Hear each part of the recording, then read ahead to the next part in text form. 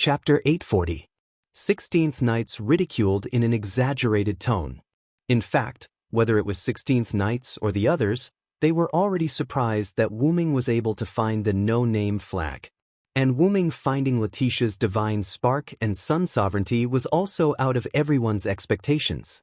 Not to mention the divine spark, there were only 25 sun sovereignty. Not to mention the number of people in Box Court, just the number of communities in Box Court was as many as the stars in the sky and the gravel on the ground. It was reasonable to say that Wu-Ming was able to obtain the no-name flag, Letitia's divine spark, and Ophiuchus' sun sovereignty from Galji, but they didn't expect that Wu-Ming would actually ask Galji to hand over other things. To be honest, everyone began to guess who was the person that Wu-Ming had captured to be able to make Galji suffer such a big loss. Seeing everyone's doubts, Wu-Ming began to explain. My original request was to return the no-name item, but Galji wasn't the mastermind behind the scenes, he was just a puppet, so I didn't expect to exchange it for many things. Wu-Ming was hoping to get some other good things from Galji, but he didn't expect Galji and the others to carry so many gifts that belonged to no-name. The no-name flag was taken out from her gift card when Wu-Ming woke Ling up, and Letitia's divine spark and Ophiuchus' sun sovereignty were taken out by Galji. By the way, the gifts of Box Court could only be obtained through transactions, transfers, or gift competitions. They couldn't be stolen. The community flag was this type of gift. The Demon King used his authority to attack the no-name 3 years ago. The Demon King won, and the flag became the Demon King's possession. After that, the flag was transferred to Galji, and Galji transferred it to Wu-Ming through a transaction witnessed by Box Court. If Wu-Ming tried to steal it, the no-name flag might be invalidated by Box Court system. However, Box Ting's system dispelled Wu-Ming's thoughts of taking advantage of others. It was rather regretful. Cough asterisk. In short, thanks to the Box Court system, Galji was able to hand over everything that belonged to no-name. The flag of no-name, Letitia's divinity, the sovereignty of the sun of the Ophiuchus constellation, and the last one, the sovereignty of the Leo sun. After Wu-Ming finished speaking, the gift card that he had yet to put away suddenly burst out with a ray of light, and the aura of the sun that was no weaker than that of Ophiuchus constellation rushed over. This is another sun sovereign? Pester was shocked once again. There were only 25 sun sovereigns, and Wu-Ming had taken out 2 of them in just a short while. In the lower level of the courtyard, there were actually 2 sun sovereigns in the 7-digit outer sect. What kind of explosive news was this? Speaking of which, other than Letitia, is there anyone else in no-name who has a sun sovereign? It wasn't that Wu-Ming was curious, but it was mainly because there were too few sun sovereigns. White Yaksha and her old enemy together held 20 sun sovereigns. Excluding the additional Ophiuchus constellation, there were only 4 sun sovereigns that were wandering outside. Even if no-name was once the largest community in the East District, with only 4 people, it was still extremely difficult to collect sun sovereigns. Therefore, when Wu-Ming knew that the sun sovereign of the Leo constellation was once bestowed by no-name, he was indeed shocked. This once again proved that no-name was indeed the largest community in the East District. That was the sun sovereign that the Sun Lion once held. Black Rabbit began to explain.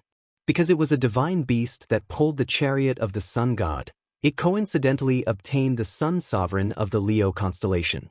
However, 3 years ago, it and its other companions were captured by the Demon King that attacked no-name. Black Rabbit's expression was a little sad, as if it was recalling what happened 3 years ago. However, Galji holding the sun sovereign of the Leo constellation proved that Galji and the others had an undeniable relationship with the Demon King that attacked no-name. Even the sun sovereign has returned to our hands. No-name's former companions will be found in the future. Seeing the depressed Black Rabbit, Wu-Ming opened his mouth to comfort him. Yes, I understand, Mr. Villo. Black Rabbit shook his head and once again revealed a smile. He couldn't always be depressed, he had to be motivated. Speaking of which, who should I give the sun sovereign of the Leo constellation to? Wu-Ming was distressed.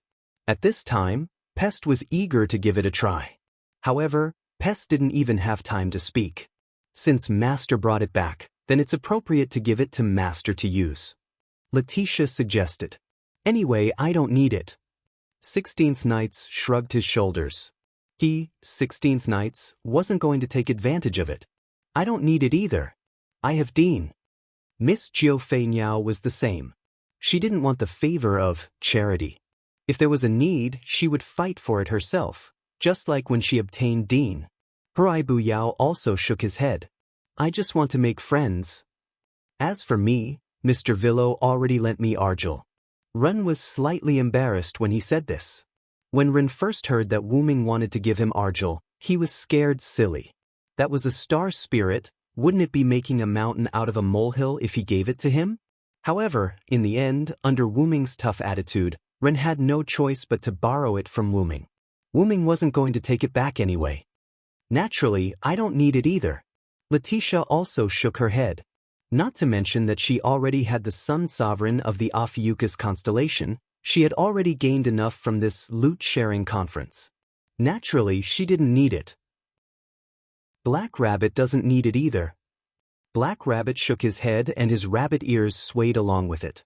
Black Rabbit was mainly the judge of the gift competition. Even in terms of combat power, Black Rabbit wasn't to be underestimated. He was given 4 godhood equipment by Sakura when he was young and was worshipped by the rabbits as the son of God. Black Rabbit was actually very strong. Lily doesn't need it either. After all, Lily is a support staff. Lily laughed mischievously. I don't need it either. Wu Ming shrugged his shoulders helplessly. He had the Sun incarnation and didn't need the power of the Sun. As for the Sun Sovereign's ability to summon star beasts, it was just a summon. With the Oi-dependent incarnation, it was equivalent to a summon. Therefore, Wu Ming didn't need the Sun Sovereign. However, Pest was roaring in his heart. If you don't need it, you can give it to me. Finally, Mr. Pest made a rare speech. Cough cough. According to the Sun Sovereign of the Leo constellation's ability, as well as everyone's ability, we can just make a reasonable plan. No matter what, he had to fight for it. Wu Ming looked at Pest meaningfully. Pest was almost scared to death. In the end, Wu Ming nodded. What Pest said makes sense. Immediately after, Wu Ming looked at Black Rabbit. Black Rabbit, does the Sun Sovereign of the Leo constellation have any other abilities? If the Sun Sovereign was only able to summon star beasts, it would be too cheap. The Black Rabbit stretched out a finger and gently tapped its chin. I remember that the Sun Sovereign of the Leo constellation can give the wielder the ability to reflect all weapons. It's a pretty good ability. I see. Wu Ming nodded. Then, give this to 16th Knight. Chapter 841. Wait, why are you giving it to me? 16th Knights frowned. Was he looking down on him? 16th Knights, you're the only one who fights with your bare hands. You're the most suitable person to receive the gift of reflecting weapons. Wu Ming explained. Among the people present, if they didn't have long-range attacks, they had weapons and items. Only 16 Knights relied on his code Unknown Blessing to fight with his fists. Then I don't want it. 16th Knights put his hands behind his head and looked like he was saying, what can you do if I don't want it? Everyone smiled helplessly. He was indeed a problematic child. Wu Ming shook his head helplessly. Then I'll have the sovereignty of the sun for now. Does anyone have any objections? 16th Knights immediately waved his hand. No objections, no objections. Everyone else nodded. Only Pest, who was angry but didn't dare to say anything, was looking forward to it. But when he saw Wu Ming's face, Pest was afraid and didn't dare to say anything. Then this meeting is over. Thank you for your hard work, everyone. Ren nodded. We also have to do some work for the return of the no-name flag. After all, the return of the no-name flag was a huge change for the no-name and the outside world. And the one who prepared for this change was naturally the leader of the community, Ren. Young Master Ren, I'll help later. Black Rabbit volunteered. She basically had nothing to do anyway. I'll help too. Lily also raised her little hand. Thank you for your hard work. Do your best. Jiufei Niao smiled. Do your best. Hurai Hiroyuki nodded expressionlessly. If you're free, Why don't you come and help everyone? You two problematic children. Black Rabbit showed an angry and helpless expression. But the two pretended not to hear. Black Rabbit was used to it and didn't bother with the two anymore. Then, Black Rabbit turned her gaze to the more reliable Wu Ming. But, I said let's duel, 16th Knights. Wu Ming suddenly looked at 16th Knights. Oh. 16th Knight's eyes suddenly lit up. Hey. Everyone was shocked. Wait a minute. Why do you want to duel all of a sudden? Black Rabbit looked at Wu Ming at a loss. This didn't happen all of a sudden, Black Rabbit. 16th Knights raised her head and closed her eyes. Then, 16th Knights looked at Wu Ming. This is a continuation of the unfinished fight between men. Wu Ming shrugged and admitted this point. Although that's part of the reason, the main reason is that 16th Knight rejected my proposal, which made me very unhappy. Then, Wu Ming stretched out 2 fingers and pointed at 16 Knights. The winner will be able to command the winner to do anything, and the loser will have to give the winner a gift as a reward for winning. What do you think? It was different from the simple, if you lose, you have to be obedient. There was also an additional reward. What an interesting condition. I like it. 16 Knights placed her palms on the table, her eyes burning with the flames of war. But then, 16th Knights showed a distressed expression. However, I don't have any extra rewards. How about this? Black Rabbit and I had a gift competition before the Fire Dragon's birth ceremony. I received the command to command Black Rabbit to do anything except perverted things. How about this as a reward? 16th Knights emphasized on the word perverted. The falling clock tower that Wu Ming caught with psychokinesis was the masterpiece of the gift competition between 16th Knights and Black Rabbit. Don't emphasize it on purpose? Black Rabbit was on the verge of breaking down. She felt that she had embarrassed herself. No problem. Wu Ming agreed without hesitation. Don't agree so quickly? Black Rabbit wanted to cry but had no tears. Then, how about we use a countdown to see who can cause more damage to the other in the given time? Wu Ming suggested. After all, they were partners. They couldn't really kill each other. But if they didn't kill each other, they wouldn't be able to finish the competition in a short time. Therefore, a countdown was the best solution. A countdown? It doesn't matter. As long as we can fight each other. 16th Knights smiled as she rubbed her palms. As she finished speaking, 2 pieces of parchment appeared in front of Wu Ming and 16th Knights. It was the contract for the competition. Gift game name. Duel between the two. Use any method to cause damage to the other party in the given time. Contestants, Villo, Sir Answord, 16th Knights reverse, winning condition. After the given time, the damage will be less. Winning reward, command the loser to do anything, 1 time. Failure penalty, provide any gift to the winner. Oath, respect the above content. Based on the judgment of the court system, the gift game will be held. Because there was no organizer, the community at the end was blank. After checking that there were no mistakes, the parchment in front of the 2 burned instantly. That meant that the contract was in effect. All right. Without further ado, let's start. 16th Knights said and walked towards the door. They couldn't fight in the house, right? Wait a minute. Mr. 16th Knights, can't we not fight? Black Rabbit asked anxiously. Even though it was a sparring session, Black Rabbit still didn't want to see her companions hurt each other. But Wu Ming shook his head. Black Rabbit, you have to know that 16th Knights is a problematic child. He won't listen to you. Hearing Wu Ming's words, Black Rabbit turned to look at Wu Ming. Mr. Villo, you just came back from the North District not long ago. Isn't it good for everyone to rest for a while? But this time it was 16th Knight's turn to speak. Black Rabbit, Villo is the most problematic child. You have to know that he was the one who started this fight. I just agreed to it. With a presumptuous smile, 16th Knight pushed open the door and walked out without saying anything. Black Rabbit still wanted to say something to 16th Knights, but 16th Knights left the room and closed the door. Wait. Black Rabbit helplessly reached out a hand to the empty door. Sighing, Black Rabbit looked at Wu Ming again. Really, Mr. Villo, you also said? But Black Rabbit's voice stopped abruptly. because Black Rabbit realized that Wu Ming also disappeared. Master just left using the portal, Black Rabbit, Letitia kindly explained to Black Rabbit. Wu Ming left using the portal when Black Rabbit turned to look at 16th Knights. I'll go check on the two of them, Hurai Toshi said and left with San Mao in his arms. I'm interested in a fight between two freaks. Jiao Yuanfei nodded elegantly at the crowd and left with Hurai Toshi. Then, excuse me. After saying that, Letitia stood up and left. It seemed that she was also going to watch.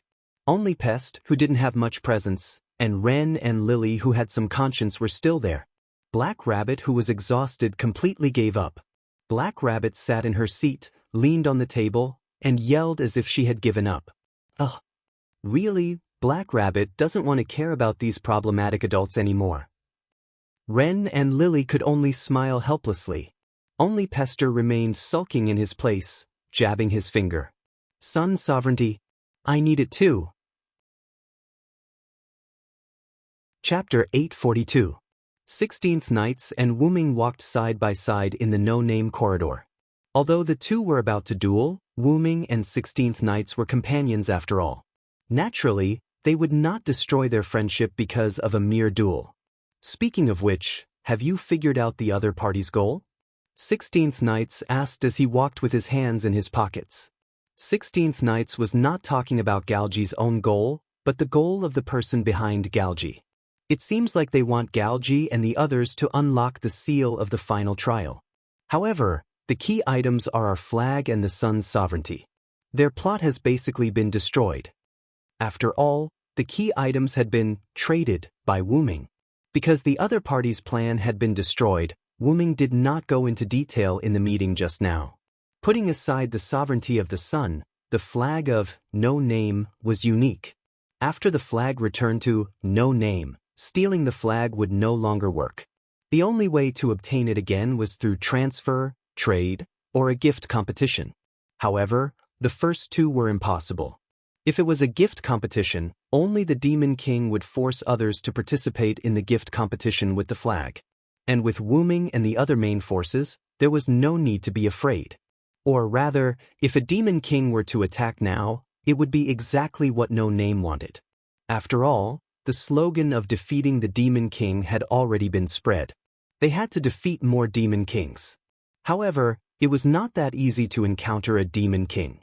If a Demon King came knocking on their door, they would be very grateful. Did you not get any information about the person behind Galji from him? 16th Knights continued to ask. It was normal for 16th Knights to pay attention to information. After all, 16th Knights was a smart person. If 16th Knights was still in No Name during this time, Wu Ming would not have looked for White Yiksha first, but 16th Knights. If there is, I already said it. Let's not talk about the other party being very careful and not leaving any clues. Wu Ming denied 16th Knights. After all, most of the information came from Wu Ming and the others after a series of verifications. Galji and the others did not tell Wu Ming any information. Also, Galji refused to reveal any information. Wu Ming felt that Galji just didn't know.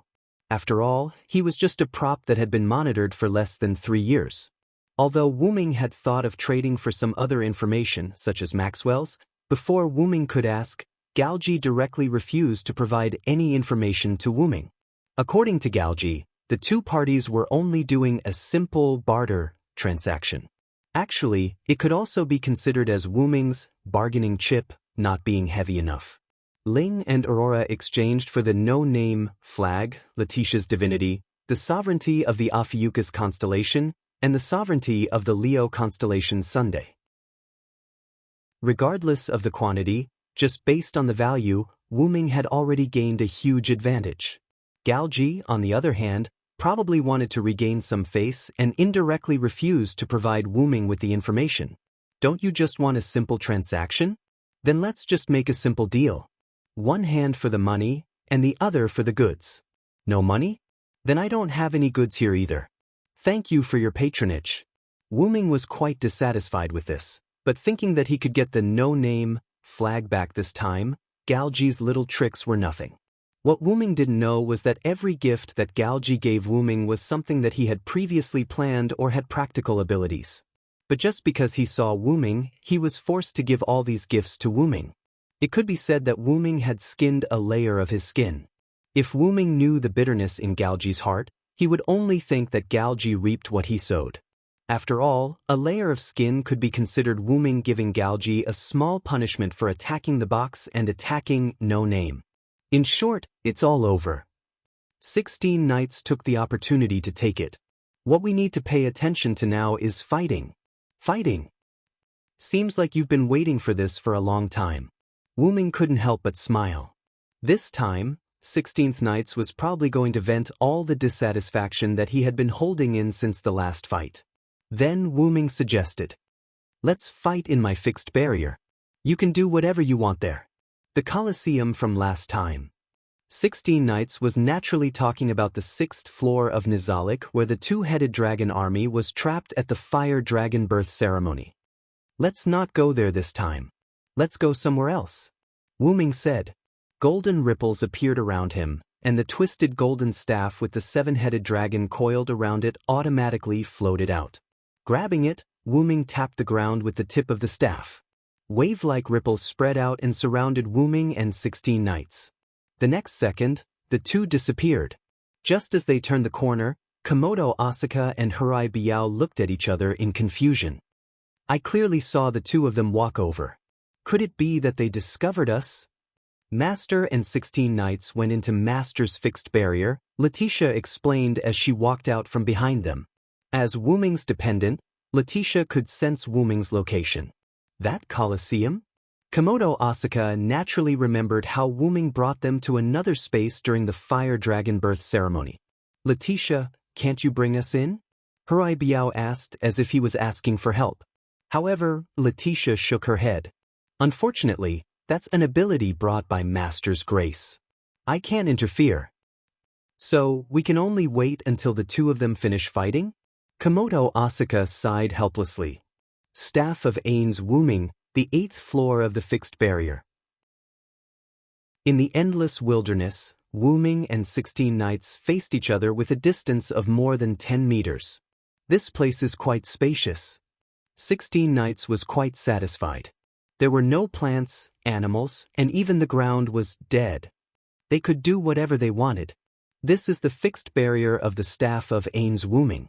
Some are suitable for fighting, while some are suitable for resting. Wuming said as he put the staff of Ain's Wuming into the golden ripple that opened up again. Then, Wuming snapped his fingers and activated the advanced tool creation ability. A huge hourglass suddenly appeared in the sky. "Use this as a timer." Wuming looked at 16 Knights. However, 16 Knights didn't care. "It doesn't matter. Let's start." 16 Knights showed a very happy smile to Wuming. Then, with one hand raised, Wuming and 16 Knights looked at each other. Neither of them spoke nor did they move. "Let's start dash." As soon as he said that, Wuming snapped his fingers and the hourglass began to operate. Bang dash, the sound of the ground being crushed was heard. 16 Knights' speed was comparable to the speed of Universe 3 as she instantly burst toward Wuming's position. The battle was about to start.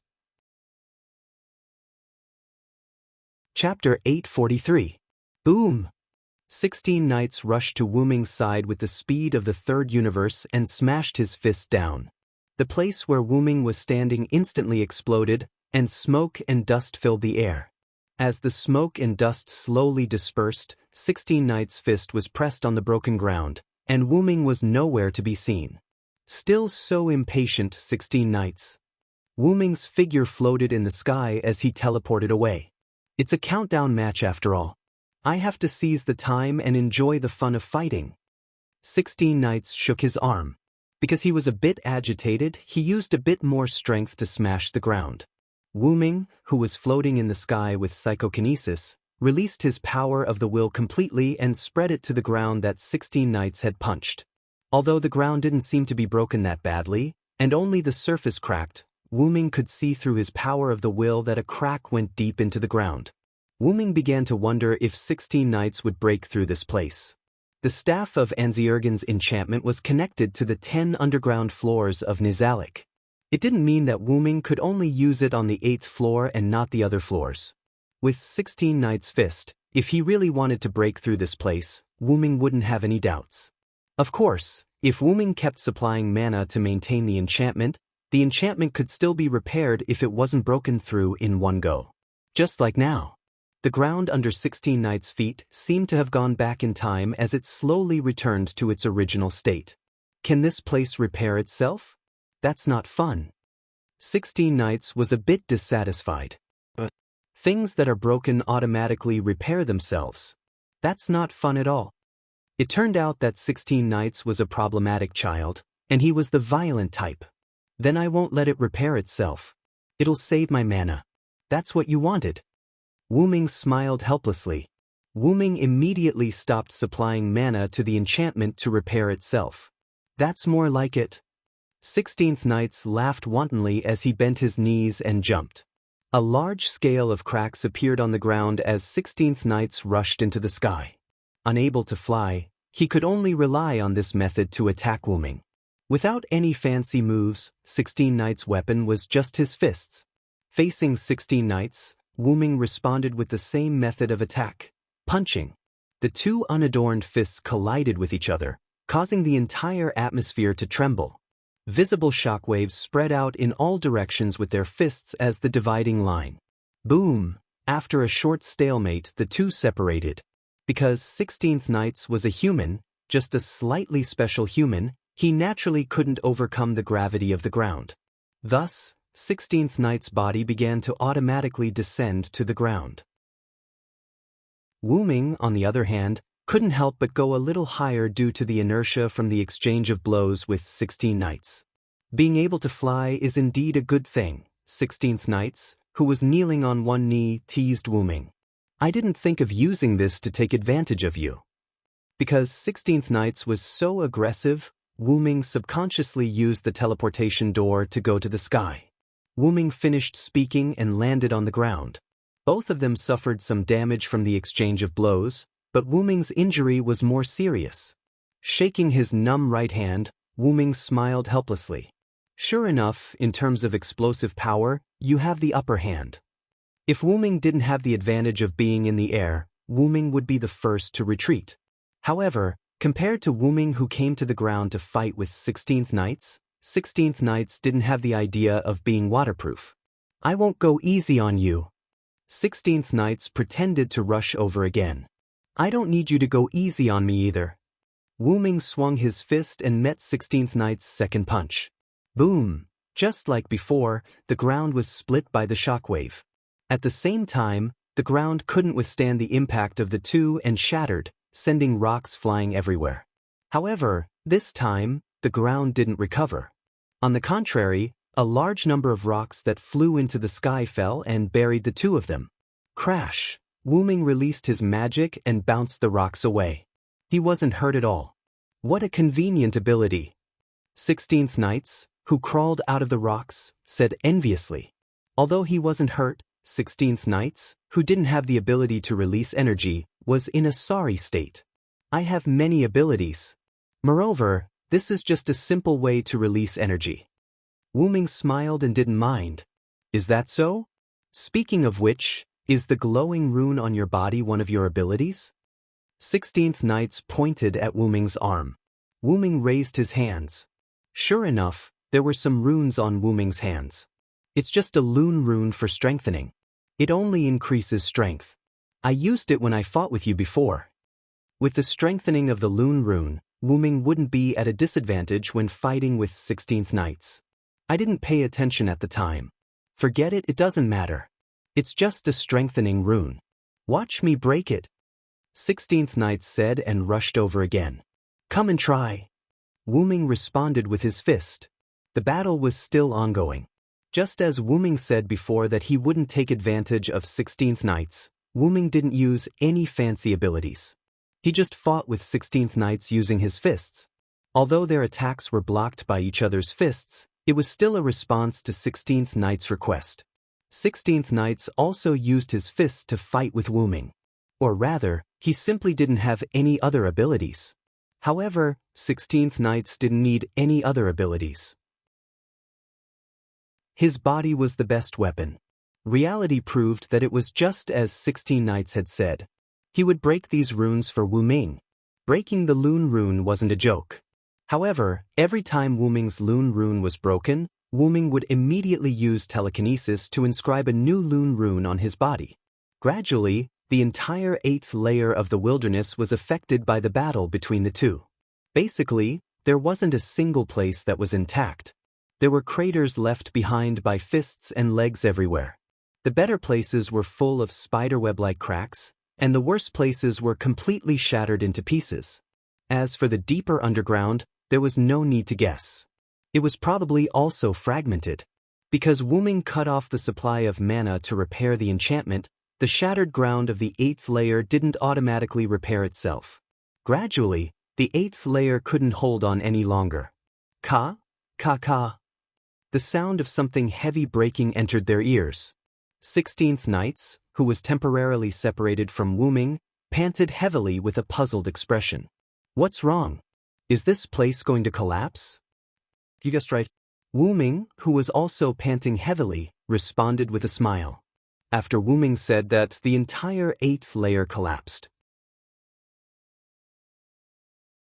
Chapter 844.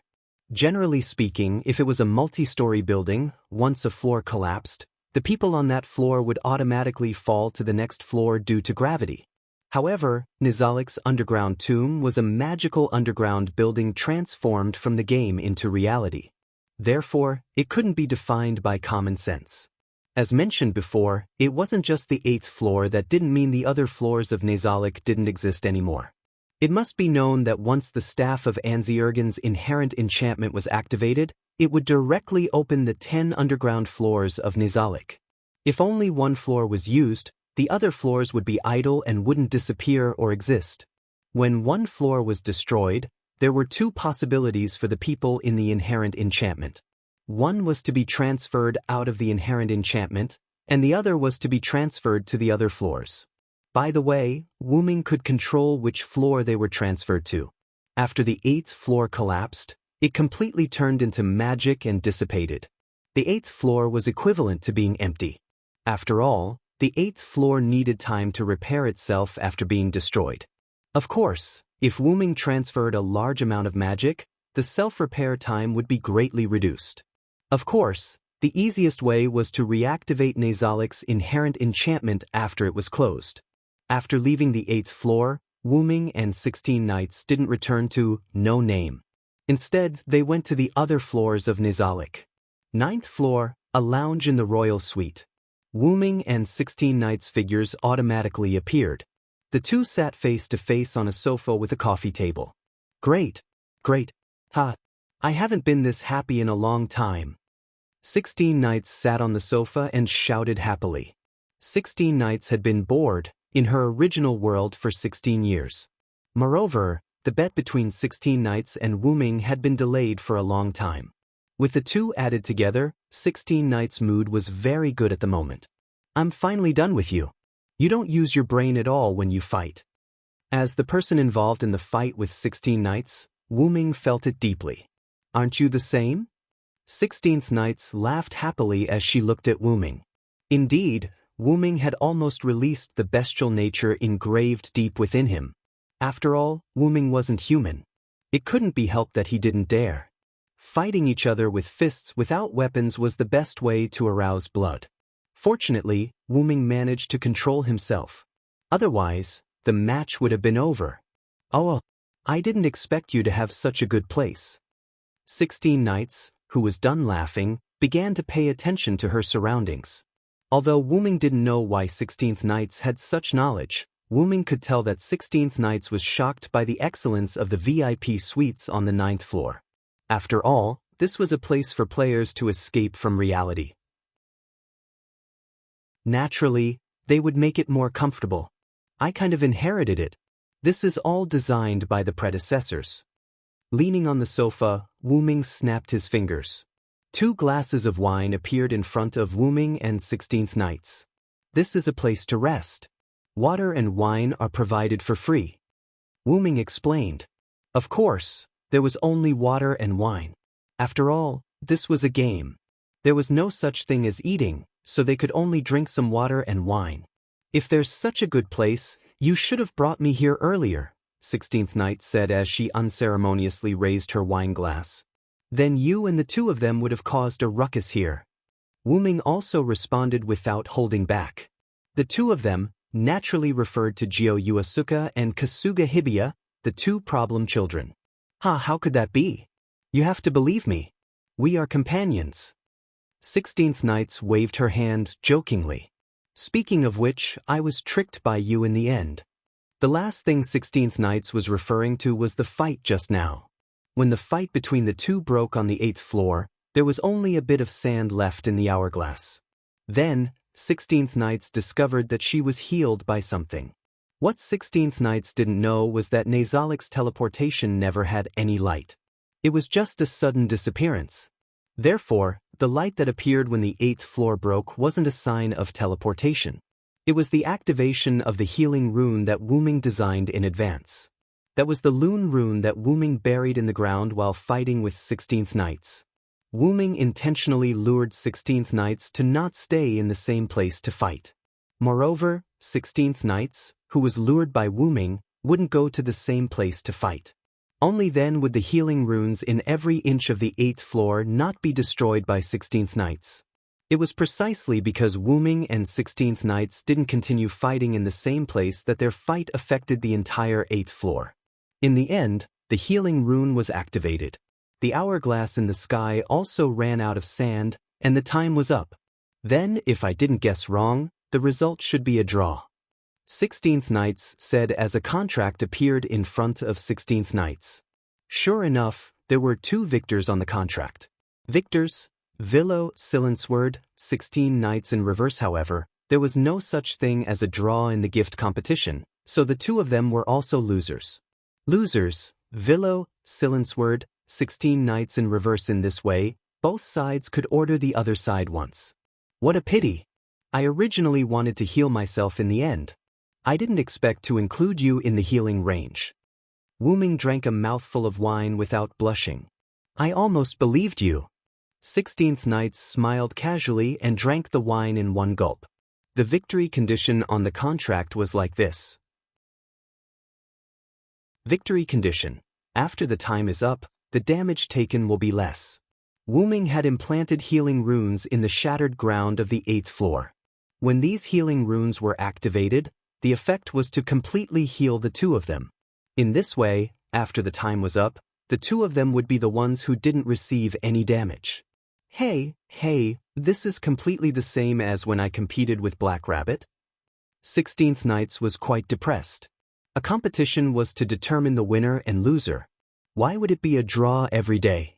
But this time, 16th Nights was quite happy, so 16th Nights didn't want to pursue Wu Ming. Here, this is Black Rabbit's command authority. 16th Nights took out a piece of parchment from the gift card and threw it to Wu Ming. All right, give me the sovereignty of Leo's Sunday, 16th Nights said bluntly as he extended his hand towards Wu Ming. You guessed it. Wu Ming took out a ball of light and threw it to 16th Nights. Even an idiot can see that you want to give me the sovereignty of the Leo constellation Sunday. That's why you want to compete with me. I'm just curious as to how you lost the sovereignty of the sun to me. Chapter 845. Just like how Wu Ming sent Afiyuka's constellation's Sun Sovereign into Letitia's body, 16 Nights merged the Sun Sovereign into his own body. Indeed, Wu Ming never thought of using the Sun Sovereign from the start. After knowing that Leo constellation's Sun Sovereign could deflect weapons, Wu Ming's first thought was to reverse 16 Nights. Firstly, 16 Nights was the most suitable for Leo constellation Sun Sovereign, but there was another more important reason.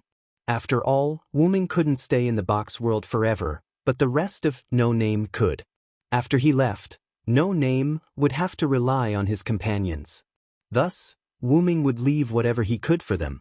Of course, Wu Ming also didn't need the Sun Sovereign.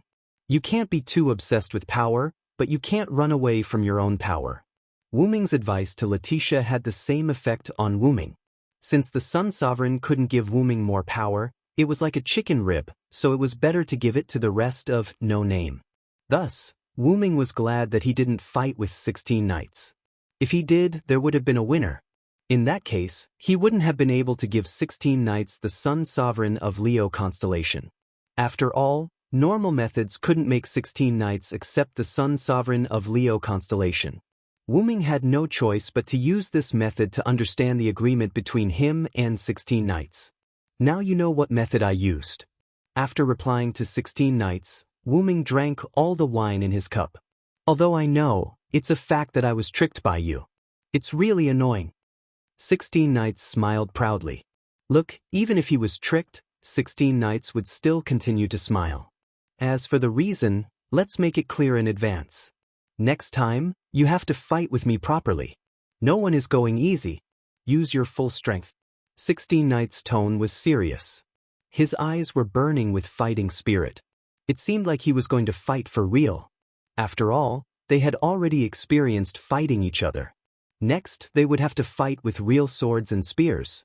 16 Knights didn't only use his fists to fight, he still had trump cards he hadn't used yet. Forget it. If we really fought like that, Black Rabbit would cry herself dry. Wu Ming shook his head. One had to know that a real fight was no joke. Wu Ming and 16 Knights were both strong in the box. If they fought, they would be injured would be light, but they would definitely be heavily injured. Their lives might even be in danger. Although 16 Knights was indeed looking for excitement, the two of them were not mortal enemies. There was no need to fight to the death, right? Previously in the conference room, Black Rabbit was about to cry when he found out that Wu Ming and 16 Knights were going to fight. If it really came to a real fight like 16 Knights said, Black Rabbit might really cry. Forget it then. We'll talk about it later. 16th Knights, who seemed to have thought of something, also chose to give up. It's about time. We should go out. Wu Ming realized that the two had been away from No Name for a long time. It was time to go back. You should have other spaces. Why don't you take me for a walk? 16 Knights said as her eyes lit up. Wu Ming showed a helpless expression, because Wu Ming knew that this was the light of a problem child. No Name's headquarters. Wu Ming and 16 Knights left the corridor. The two of them seemed to have removed their invisibility and appeared out of thin air. In the end, Wu Ming didn't take 16 Knights for a walk. After all, if the other two problem children found out about this, they would either have a falling out or pester Wu Ming all the time. It's really unfair. Since 16 Knights also visited your private space, we have to do the same. At that time, the two of them would probably say something like that. If that's the case, why not refuse from the beginning? That's what Wu Ming thought. However, 16 Knights began to fuss over this. You're really boring. You were so bold when you were fighting. 16 Knights' expression was as if she encountered something boring. To put it simply, she was quite bored. Didn't I say that Nizalik's enchantment is just a big tomb? There's really nothing to see. Wu Ming sighed helplessly and tried to persuade her again. As if there was no other way, Wu Ming used his trump card. If you're really not happy, I can find White Yiksha to fight with you. I don't want to fight White Yiksha now. I still have self-awareness. Although 16 Knights said so, the smile on her face told Wu Ming that 16 Knights was not afraid of fighting White Yiksha. Wu Ming didn't care much about it. After thinking for a while, he said to 16 Knights, "Our flag has returned anyway.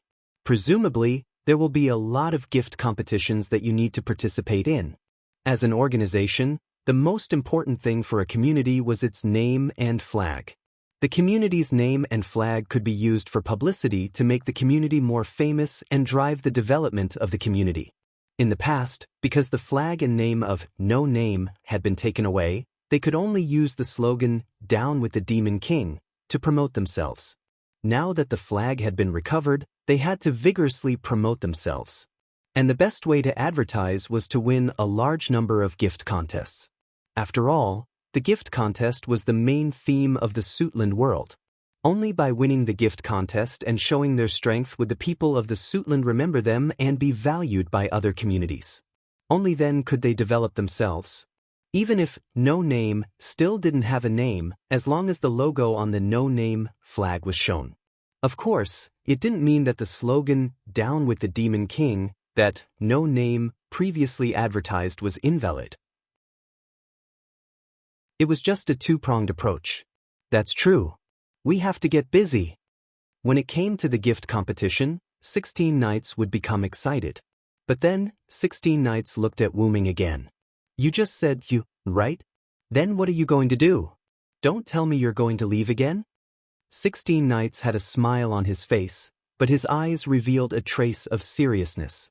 As a smart person, when 16 Knights first saw Wu Ming leave, he deduced that Wu Ming had something he couldn't let go of in the outside world. Wu Ming wasn't like the three of them. When he was first invited to the boxings, he was already prepared to give up everything in the outside world. Although Wu Ming said that he came to the boxings because of a letter, after Wu Ming left the boxings, 16 Knights asked Black Rabbit how many letters were sent. The result was naturally 3 letters. In other words, if Wu Ming didn't lie, the one who used the letter to invite him definitely wasn't Black Rabbit. Of course, it couldn't be said that Wu Ming was lying to them. After all, Wu Ming said from the beginning that he came to the boxings to find his body. But this also meant that after finding his body, even if he didn't leave no name, he wouldn't stay in the boxings for a long time. For now, I won't leave for the time being. Wu Ming shook his head. No matter what, Wu Ming came this time to find his original body. No matter what, he had to find his original body first. Also, Wu Ming looked in the direction of his room. He still hadn't completed that person's request. Chapter 846. No name, headquarters, Wu Ming's room. Vera sat alone on Wu Ming's bed, quietly waiting outside the window. Gotcha! The door opened, and Vera subconsciously turned her head. It was Wu Ming. Vera used a bit of strength and jumped from the bed to the ground. She ran to Wu Ming's side in an extremely cute manner. Welcome back, Vera said as she pulled on Wu Ming's sleeve. I'm back. But after saying that, Wu Ming felt that something was wrong. This was supposed to be his room. How did Vera manage to turn the tables on him? But it didn't matter. After laughing at himself, Wu Ming squatted down and apologized to Wu Ming. I'm sorry, Vera, for leaving you here alone.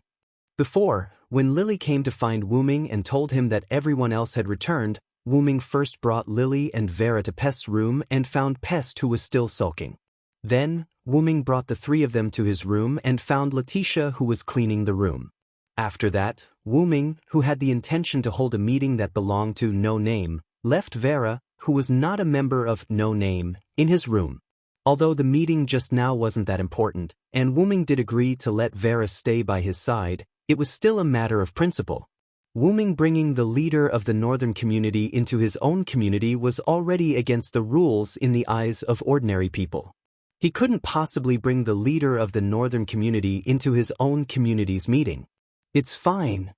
Regardless of whether Vera understood the depth of Wu Ming's apology or not, Vera didn't seem to blame Wu Ming.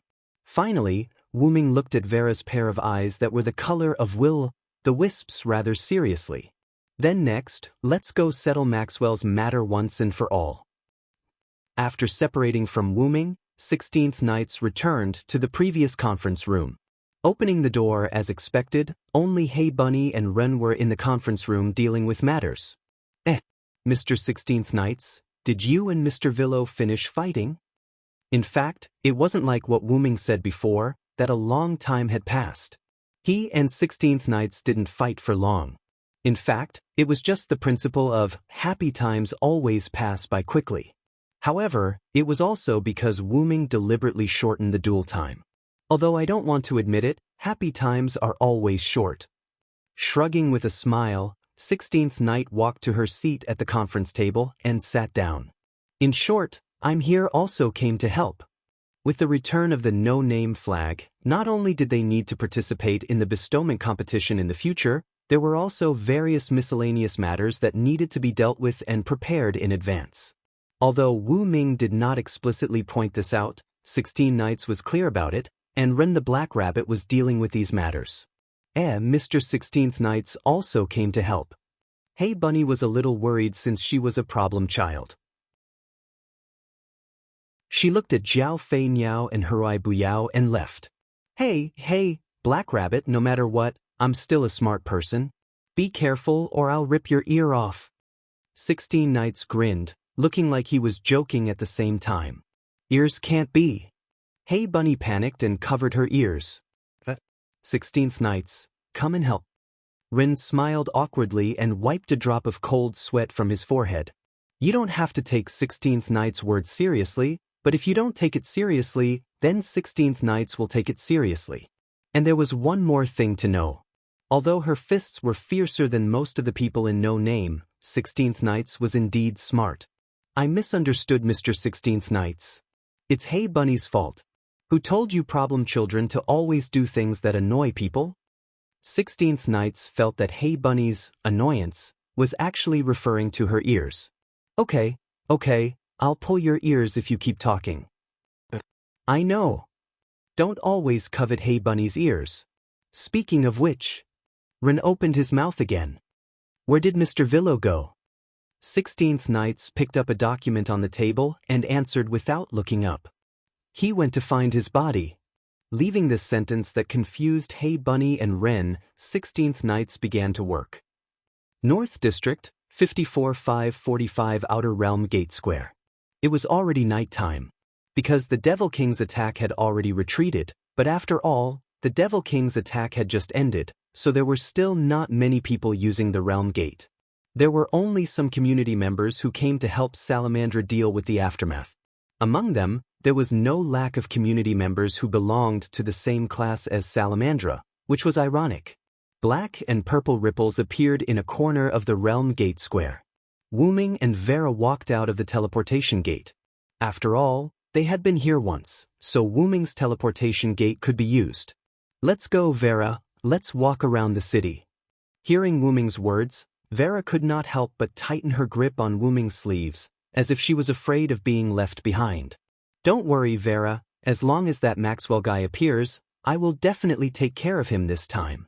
Vera hesitated, but in the end, she nodded silently. Before coming to the North District, Wuming told Vera to be bait to lure Maxwell out, but Vera was 100% unwilling. As a last resort, Wuming could only persuade her and repeatedly promise her, as well as entice her by buying snacks. Finally, Vera reluctantly agreed. But there was nothing he could do about it. According to the information he gathered, Maxwell was only interested in Vera, so he could only use Vera as bait. Although it was bait, Wuming was not prepared to let the fish eat the bait. But why did Wuming choose the 54545 Outer Realm as the location of the operation? Firstly, it was because there was a familiar local snake, Salamandra, so it was easier to get things done. Secondly, Wuming was still very worried about the seal of absolute evil. If the enemy's plan was really to release absolute evil, Wuming did not think that the other party would give up. Even if there was no key item to lift the seal, Wuming did not think that the other party would give up so easily. One must know that the Box Court was a world full of miracles. Maxwell alone, the 4-digit Demon King, had a resurrection ability that Wuming could not understand.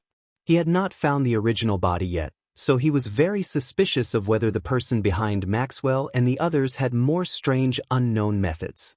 Of course, if Wuming overestimated the other party, then it was nothing. He could just treat it as taking Vera shopping. In short, it was always right to be cautious. Immediately, Wuming brought Vera to stroll around the city. How did the two of them enter the city? Wuming's teleportation door was super useful. Wuming was very interested in the city. After all, the last time he came, Wuming did not have a good look around. Chapter 847. Needless to say, the name of the city of glowing flames matched the current situation of the city very well. Numerous ironworks covered the entire city of glowing flames. Flames emerged from the ironworks and dyed the entire city of glowing flames in the color of flames. Then Wuming lifted his head and looked at the huge chandelier hanging in the middle of the city. The environment in the North District is extremely harsh. It's said that the city of glowing flames actually relies on this huge chandelier to maintain its heat, Wuming explained to Vera. However, as someone from the North District, Vera actually didn't need Wu Ming's introduction. Even so, Vera didn't interrupt him. However, Wu Ming quickly realized this. I almost forgot that you're from the North District. Wu Ming laughed awkwardly. At that moment, Wu Ming stopped explaining to Vera. After all, this was completely showing off in front of Master Guan. The two of them walked like this, taking a stroll and enjoying the scenery around them. The warm colors brought about by the ironworks and the huge chandelier made Wu Ming unable to feel the slightest bit of coldness. Moreover, coupled with the desolate but simple North District land, the visual effect was pretty good to Wu Ming. Wu Ming, who was used to the warm spring scenery of the East District, felt that the scenery in front of him had a different flavor. However, apart from these, there were other sceneries, such as the restored buildings and the buildings that were being restored. To be able to restore the damage caused by the Demon King's attack so quickly, it can be said that they're quite capable. Wu Ming couldn't help but sigh. One had to know that the Demon King's attack on the outer gate of the 54545 division happened during the day. However, the entire city of glowing flames was almost restored by tonight. This was a completely different world from the Fire Dragon birth ceremony held between the 3999999 division and the 4000000 division. Wu Ming even suspected that the Fire Dragon birth ceremony was still in ruins. After all, there wasn't any strong community between the outer gates. With no intention of helping, Wu Ming continued to stroll around with Vera. After all, seducing Maxwell was their main goal. However, as they strolled around, Wu Ming and Vera arrived at Salamandra's headquarters in Blaze City. Perhaps due to the lack of manpower, there was only one member of Salamandra in charge of guarding the door.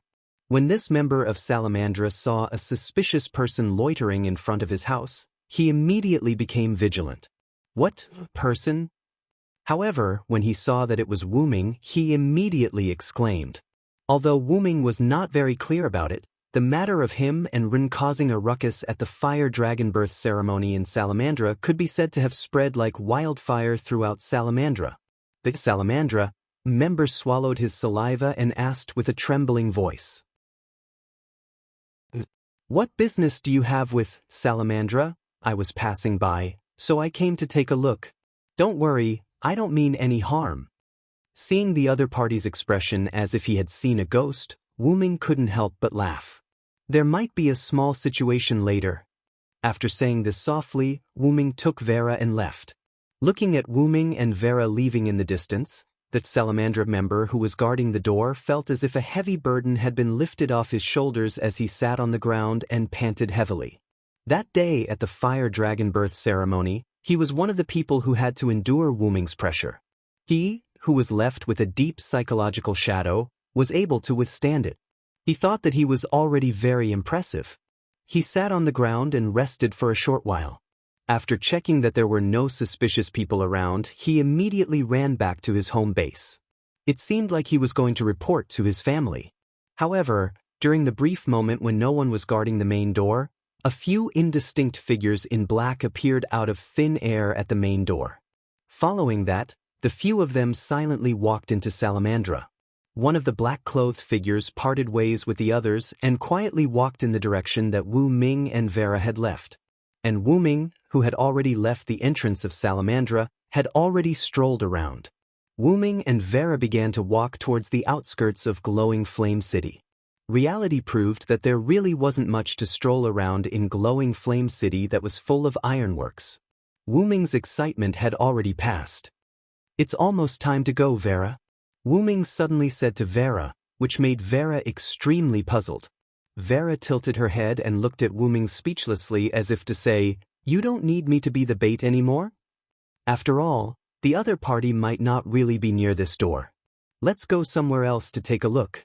However, as soon as he finished his words, a flame and frost attack suddenly attacked Wu Ming's face.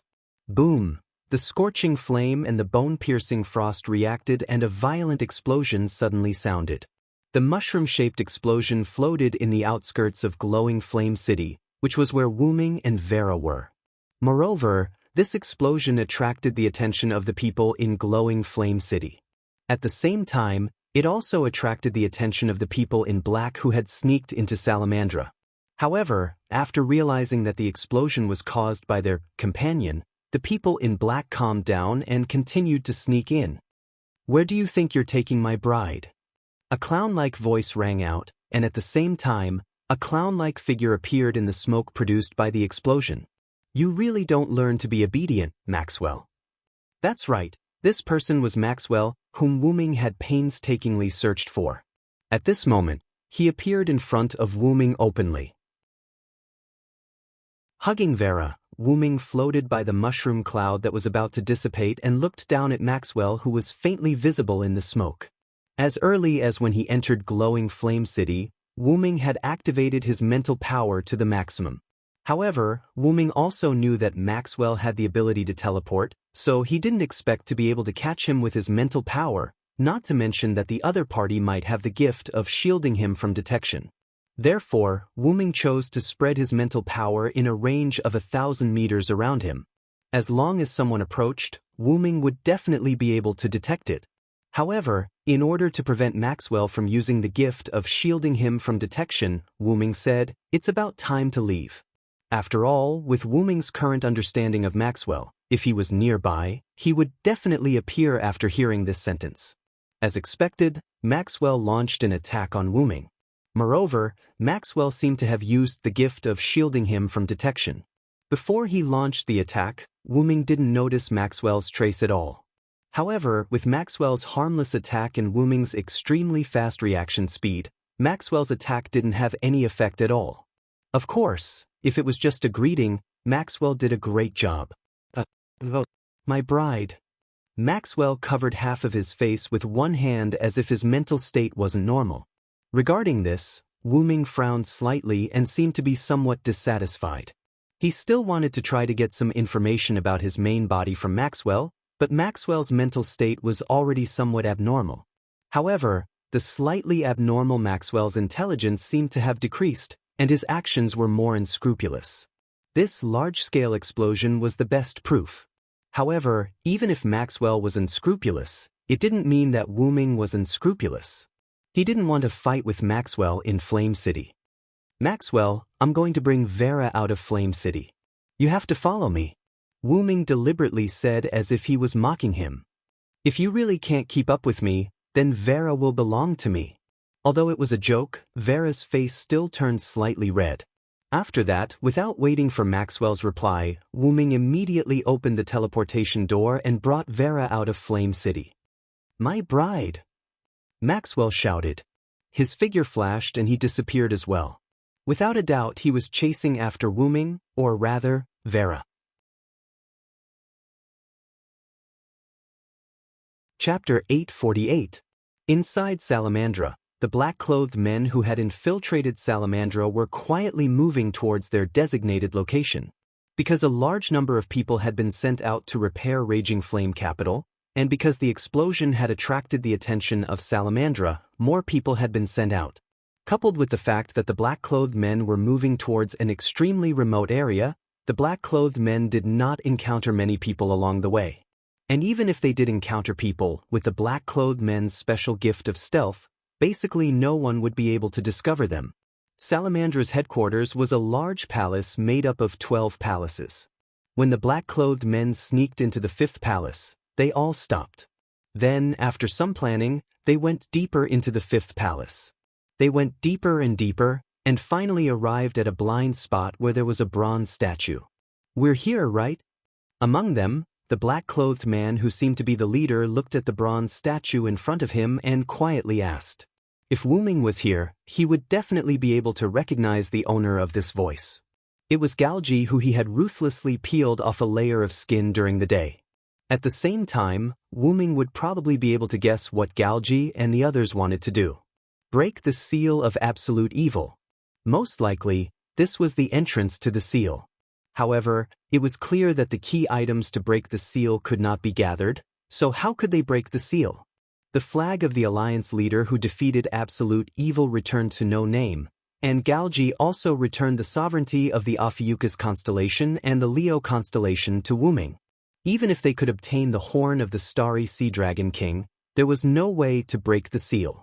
After all, the items to break the seal were indispensable. However, since they came, they must have the confidence to break the seal. "It's right here, Your Highness," Belle said from the side. Then, Galgi looked at the other black-clothed man. "Eldergo, please move this bronze statue away." However, the only person who could be called Eldergo by Galgi was the griffin with the genome tree engraved on its body. Although it was inconceivable, the black-clothed man who Galgi spoke to was indeed the griffin from before. Why would it appear here in human form? It was probably a special gift item. "Yes," Eldergo answered simply. Then he walked to the front of the bronze statue. The others also made way for Eldergo to perform. "Ling, how are the preparations going?" It seemed that was what Galgi was relying on to break the seal of absolute evil. "Everything is ready," Ling said as she took out a gift card from her backpack. Then, Ling started crying to Galgi.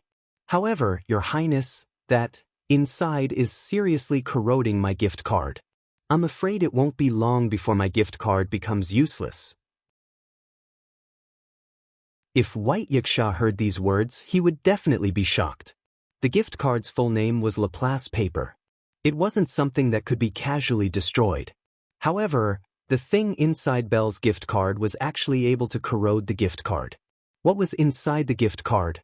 Moreover, generally speaking, the gift card could disappear like a servant's spiritual form. It could be taken out at any time without worrying about losing it. However, it seemed that Ling's gift card couldn't do that at all because of the thing inside it. "Is it that serious?" Galgi was surprised. "You should know that we've offered ourselves as gift cards." The last black-clothed man, Aurora, who wanted to attack No Name, sighed helplessly. For the sake of that, basically everyone except His Highness had taken out their gift cards and used them as containers to move that. First, they put that into a gift card, then used another gift card to store that. After that, they used another gift card to store the gift card. Simply put, it was a nesting doll.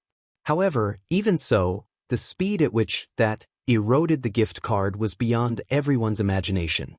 Naturally, the changes in the gift card could be perceived by its owner. Along the way, Maxwell's gift card was broken, followed by Aurora and Elder G's gift card. In the end, only Ling's gift card could barely be used. His Highness gift card collected the things in other gift cards. After all, the gift card was very rare. Even Galgi and the others used it to store their personal belongings. After contributing their gift cards, their belongings naturally had to be handed over to Galgi to help store. But this also means that does indeed have an ability beyond our imagination. Galgi was not worried but happy. Although that was the case, Ling's gift card was indeed reaching its limit. In the end, if only that bastard Maxwell could give us Pandora's box. Ling complained. Pandora's box was highly resistant to that. Or, it could be said that as a box that contained all calamities, Pandora's box had the ability to contain all calamities. It could be said that there was no calamity item that Pandora's box couldn't contain. After all, that was the very thing that Pandora's box transported to the lower levels. Although that's the case, Pandora's box is already full of holes. If it continues to be used, I'm afraid it will be destroyed. Galgi had seen what Pandora's box looked like after that was taken out. He didn't dare to imagine that could corrode Pandora's box to such an extent. And Pandora's box still needs to be used to recover that. It can't be completely corroded. After all, this was an item that the higher-ups lent to them and had to be returned to them in the end. Moreover, Maxwell had contributed his own gift card, so no one gossiped. It's clearly something that won't be used for long. It's obvious that the higher-ups are deliberately causing trouble for us, Ling complained rather angrily. The reason for causing trouble was naturally obvious. After all, they lost the item that the higher-ups gave them to unlock absolute evil. It's all that bastard's fault. If he didn't steal our item, we wouldn't have to work so hard. Ling was furious when she thought of that person. Of course, she was talking about Wu Ming. He captured her and Aurora to blackmail Galgi into exchanging the item that belonged to No Name. In the end, he took away everything that they needed for their next plan. He was simply a robber. It was precisely because of this that they had no choice but to use that To unlock the seal of absolute evil. Since it's already like this, let's not talk about him anymore. Galji naturally didn't have a good impression of Wu Ming, but what Ling didn't know was that what Wu Ming said to Galji before she fainted still had some effect on Galji. And since we're already here, we can just release that later. Elder Gu advised in a calm voice. This was the only consolation that everyone had. Get ready, I'm going to push it away. As Elder Gu spoke, he exerted force with one hand. The bronze statue that Elder Gu was holding with both hands was pushed away without any movement, or it was lifted and moved away. As a griffin, even if Elder Gu used a special gift to temporarily transform into a human form, he was still a griffin. Naturally, he was extremely powerful. After the bronze statue was pushed away, what was revealed was a spiral staircase that led underground. Elder Gu, I'll have to trouble you and Aurora to bring up the rear. Ling, let's go in. Yes, Your Highness. Elder Gu and Aurora nodded in agreement. Then, Galji and Ling stepped into the spiral staircase. Aurora and Elder Gu seemed to have a tacit understanding. Aurora quietly retreated into the darkness to investigate the surrounding situation, while Elder Gu gently placed the bronze statue back to its original position. Then, Elder Gu also disappeared into the darkness as if no one had ever been here.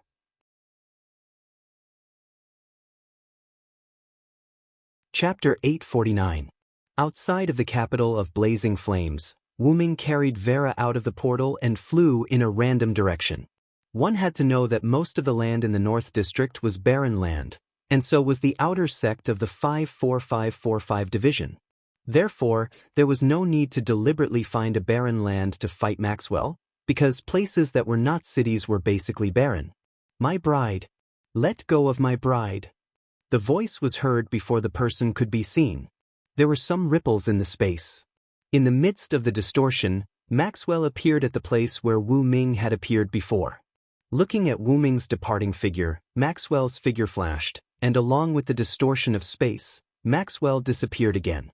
On Wu Ming's side, seeing that it was about time, he stopped. This place was far enough from the capital of blazing flames, and the surrounding land was barren. After landing on the ground, Wu Ming let go of Vera, who was blushing in his arms. Vera, can you leave for a while? Wu Ming said gently to Vera. Vera tilted her head in confusion at first, then nodded silently. She turned around and waved her hand, opening a door, the realm door. Villo, be careful.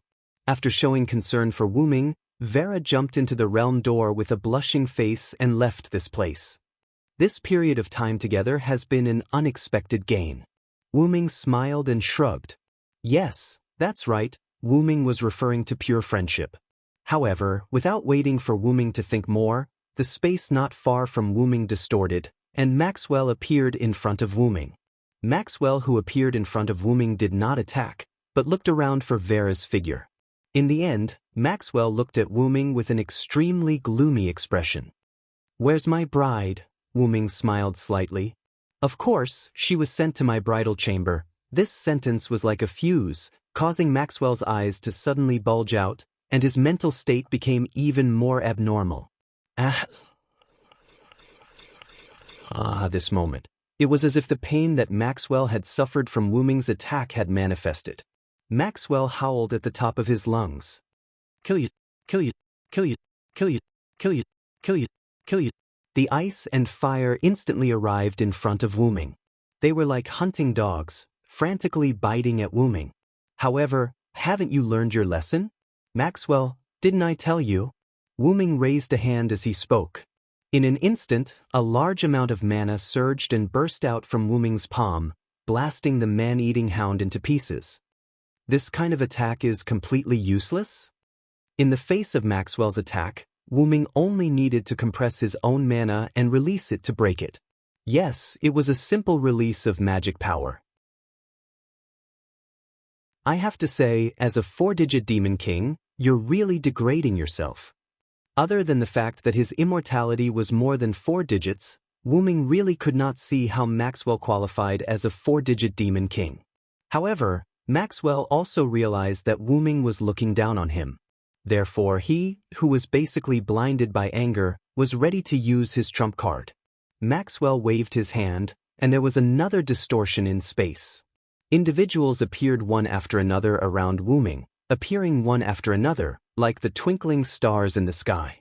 Those were the clones of Absolute Evil, a pure white two-headed dragon army. And there were a lot of them.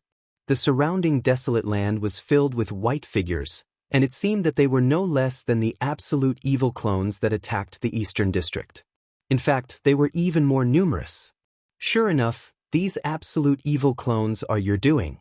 Thinking of the two-headed dragons that attacked No Name, Wu Ming was slightly angry. If Wu Ming was not there, perhaps the entire No Name would have suffered. As a member of No Name, Wu Ming would not allow it. But let me tell you, these things are all defeated by me. Even if the number was much more than last time, Wu Ming was confident that he would not be killed or injured by these things. However, what he needed to worry about was that he could not let an Absolute Evil clone run into the city of raging flames. Wu Ming could not imagine the consequences of an irrational existence with the power of a deity entering the city. At such a close distance, you won't have a chance. Without waiting for Maxwell to finish speaking, the Absolute Evil clones rushed towards Wu Ming as if they had received an order. Indeed, as Maxwell said, the distance was too close, and Wu Ming did not have time to chant. However, Wu Ming's 12 clones could be instantaneously cast. But my ability is not limited to authority. In an instant, the Absolute Evil clones buried Wu Ming, forming a small mountain of Absolute Evil clones. However, immediately after that, several rays of light came out from the Absolute Evil clones. Akdu God, Great God's Mark. As the voice fell, an explosion occurred from the Absolute Evil clones. Countless Absolute Evils were blown to ashes, and not a single drop of blood was left behind. What? The explosion was so inexplicable that Maxwell did not understand what was going on.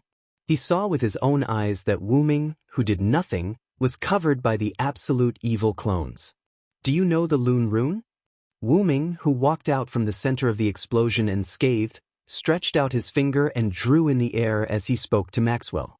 The great god Odin sacrificed an eye in exchange for supreme wisdom. It's not that simple. Wu Ming casually tossed the rune that he had drawn, and a few more Absolute Evil clones that charged forward were instantly burned to ashes and disappeared with the wind. In order to prevent the blood of the Absolute Evil clones from producing new Absolute Evil clones, Wu Ming had been using the Lune Rune that could completely destroy the Absolute Evil clones. Maxwell, who understood what the Lune Rune was, could not help but frown. He was so angry that he was about to lose his mind, but he did not completely lose his mind.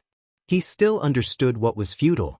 Not only that, but Wu Ming also had the powerful power of chanting and the Manchala square that stored many divine persona equipment. No matter how many Absolute Evil clones there were, they would not be able to do anything to him in a short time. Moreover, Vera might have already escaped. This guy is just trying to piss me off. At that moment, Maxwell had such a thought. To put it bluntly, Maxwell wanted to escape. Wu Ming naturally would not let Maxwell escape. I still say the same thing. As a 4-digit demon king, you are too cheap. You are not worthy of Vera at all. One of Wu Ming's taunts made Maxwell angry again. Ah! Shut up. Vera is mine. Mine. Wu Ming could not help but laugh. As expected, Maxwell would lose his mind when it came to Vera. Wu Ming's previous taunts were all to make Maxwell gradually lose his mind and lower his IQ. After all, an opponent without reason would not escape. Moreover, an opponent without reason would not hold back their strength and would reveal their hidden killer moves. For example, standing in the middle of the Absolute Evil clones army and being able to command the Absolute Evil clones. Wu Ming had more or less understood Maxwell's situation. Next, it was time to use the real deal.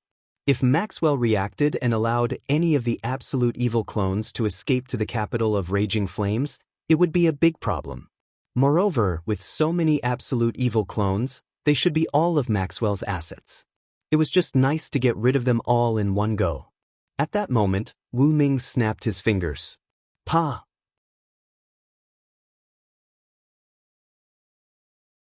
Chapter 850. Along with the almost inaudible vibrations, the entire space seemed to have changed. Maxwell felt a chill run down his spine, as if he had encountered an unprecedented crisis. "What did you do?" Unlike the previous angry roars, this time Maxwell questioned Wu Ming with a slightly frightened tone. "Of course I'm playing the game of blessings." Wu Ming lowered his raised hand and answered in a rather pleased tone. Immediately after, Wu Ming's devilish smile was reflected in Maxwell's eyes, causing the temperature on Maxwell's back to drop by quite a bit. "Do you have the authority of the organizer?" It was understandable that Maxwell was shocked. Not everyone could obtain the authority of the organizer, not to mention Wu Ming, who had just joined the box court not long ago. Although Maxwell was a 4-digit demon king, he didn't have the authority of the organizer. There was no other reason. Although Maxwell had been in the box court longer than Wu Ming, he and Wu Ming were both considered newbies. However, this once again proved how cheap Maxwell, the 4-digit demon king, was. Wu Ming was different from Maxwell. As the root dragon, the box court naturally wouldn't be stingy with granting Wu Ming the authority of the organizer. This was an intangible benefit. "It seems like you don't know that I have the authority of the organizer." But soon after, Wu Ming felt relieved. Ever since he used the authority of the organizer on Wu Ming, he didn't use it again. After all, Wu Ming didn't need the authority of the organizer. Over time, the authority of the organizer was basically forgotten by Wu Ming. While Wu Ming was still thinking about how to deal with Maxwell, he slowly thought of using the authority of the organizer to deal with Maxwell. In the box court world, the box court system was absolute. Even the humans in the final trial had to abide by the rules of the box court. If he had to find someone who wasn't restricted by the box court, it would definitely be Wu Ming. Of course, he had to be in his true body. "Thank you for sending me these bodies of absolute evil. Judging from the number, this should be all of them. Not only will I be able to eliminate them all in one go, but I can also bury them with you. This is killing 2 birds with 1 stone." Smack! Wu Ming raised his hand and snapped his fingers again. A white contract document floated down from the sky and landed in front of Maxwell. Maxwell subconsciously caught it and began to read it. Gift game name, challenge game contestant, Maxwell contestants winning condition. Defeat the organizer at the designated venue. Host's victory condition. The contestant cannot defeat the host within the specified time limit. Participant penalty for failure. Death oath. Respecting the above content, based on the glory, flag, and authority of the organizer, this game of blessings will be held. Seal of Originate God. This was an extremely simple bestowment competition. All one needed to do was defeat the organizer. It was as simple and crude as those demon kings who abused the organizer's authority to attack ordinary citizens. But today, the victim was a demon king with a 4-digit number. Rip, angrily tearing the contract to shreds, Maxwell went completely mad. Ah! Hearing this heart-wrenching cry, people who didn't know would think that Maxwell had suffered a great grievance. "What is it? Lord Demon King, you don't even have the courage to participate in the bestowment competition? As long as you defeat me, you can win." Wu Ming continued to mock Maxwell in a mocking tone, even though he was forced to participate in the gift match. However, defeating Wu Ming was extremely difficult. The Manchala phalanx that contained thousands of divine weapons, the divine blade of salvation, the evolved divine power obtained from killing a god, the rune script that the god Odin sacrificed one of his eyes, the martial arts that originated from the Shadow Queen Skaha, the game system magic that came from an unknown world, and the spiritual base that reached the peak of the servant. In terms of weapons, Maxwell was not as good as Wu Ming. In terms of magic, Maxwell was not as good as Wu Ming. In terms of close combat, Maxwell was not as good as Wu Ming.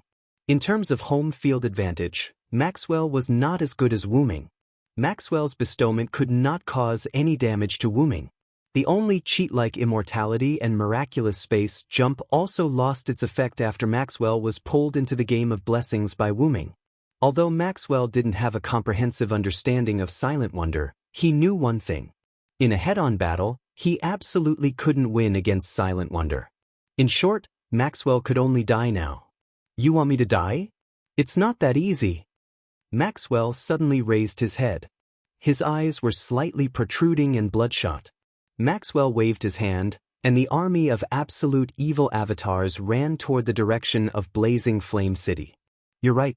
Someone needs to be buried with me. People who were close to death tended to become more clear-headed. It seemed that Maxwell was like that. He actually thought of letting the army of absolute evil avatars attack blazing Flame City. If so many absolute evil avatars attacked blazing Flame City, Wu-Ming was sure that blazing Flame City would be destroyed. This was what Wu-Ming was worried about before. But, do you think I didn't think of this, Maxwell? Wu-Ming crossed his arms and smiled. Other than that, he did nothing else. When the absolute evil avatars rushed to a certain place, it was as if there was an invisible wall blocking their way. The absolute evil avatars collectively stopped. Bam bam bam bam bam. However, there were still many two-headed dragons who crashed into the wall and let out miserable shrieks. Roar roar roar. Along with the collision of the two-headed dragons, the entire space changed. Like raindrops falling into the water, the entire space of the barren land where Wu-Ming, Maxwell, and the two-headed dragon army were changed completely amidst the ripples. This wasn't the barren land outside blazing Flame City. This was clearly an endless ice field filled with icicles. The invisible wall that blocked the absolute evil avatars was a layer of ice that was more than 10 meters thick. Phew! A gust of cold wind blew and Maxwell couldn't help but shrink his body. Now, he understood why he felt a chill down his spine. It wasn't because he was overly afraid. Instead, it was because the environment around him had been changed. The contract clearly states that you have to defeat the organizer at the stipulated venue. You've already arrived at the so-called stipulated venue, Wu-Ming said, and a contract appeared before him.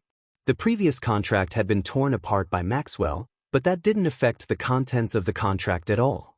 Then, Wu-Ming tossed the contract aside and picked up the staff of Anziergen that had appeared beside him out of nowhere. Everything just now was an illusion created by the Lune Rune. You've already arrived at this tomb long before I issued the contract.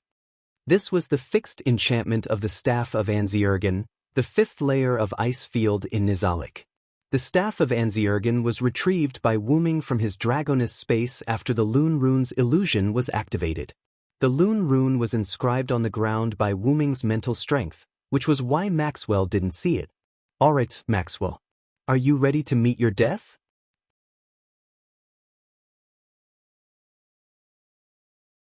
Chapter 851. Salamandra's headquarters, the fifth palace of the 12 palaces, the underground passage that Galji and Ling entered.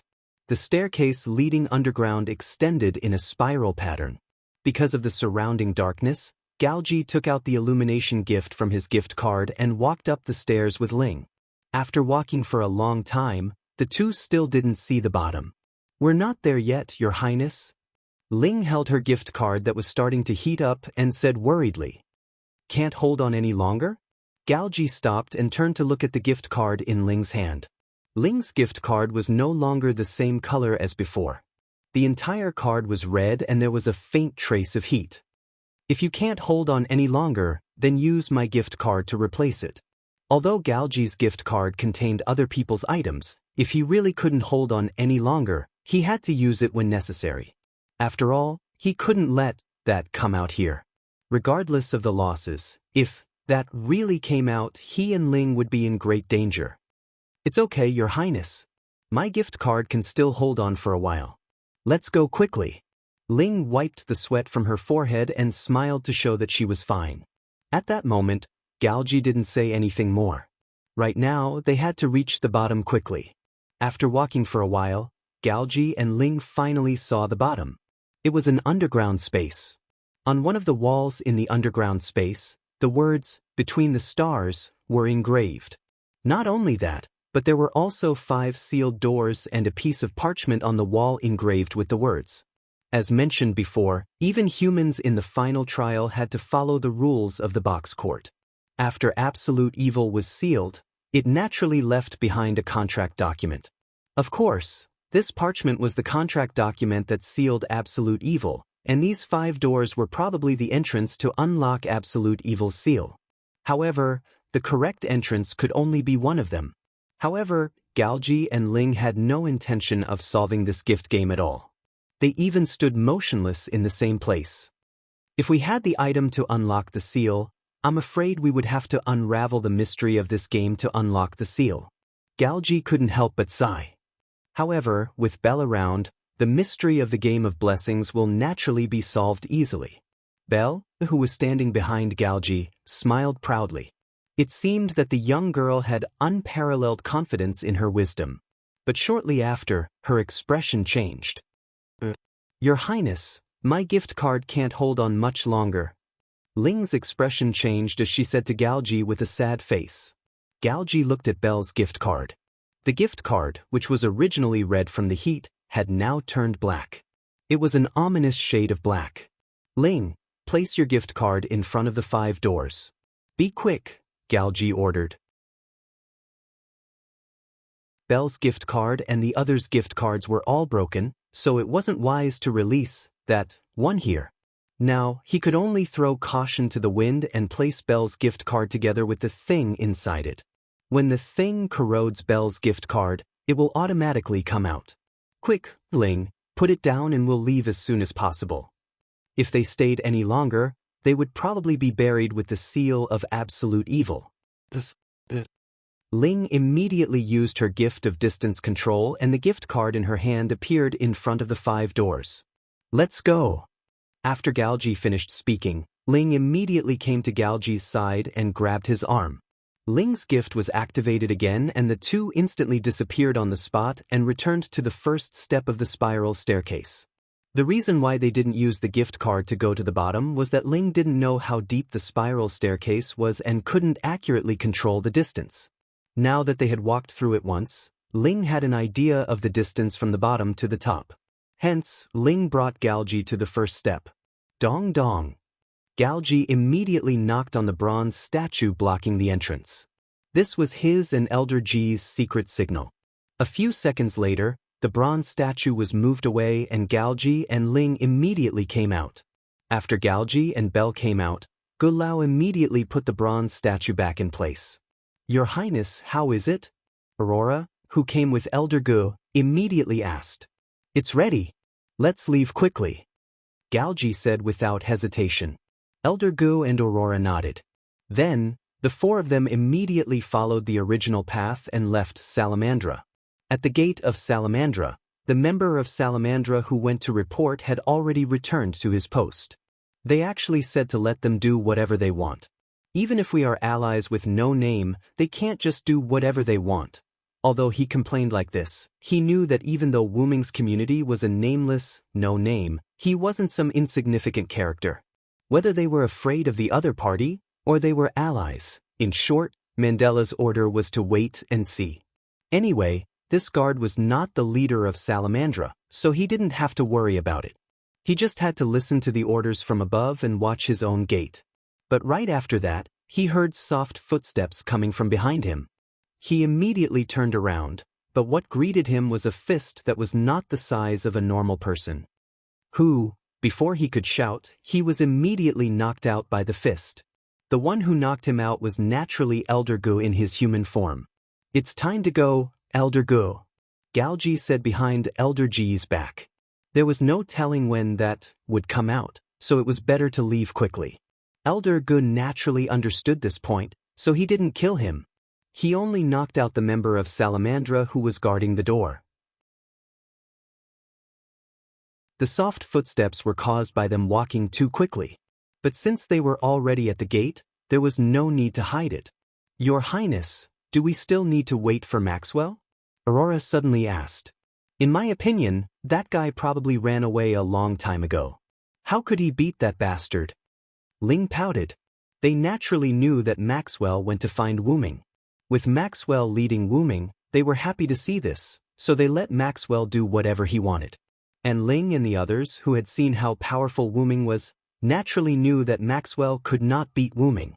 That was why Ling said that Maxwell ran away a long time ago.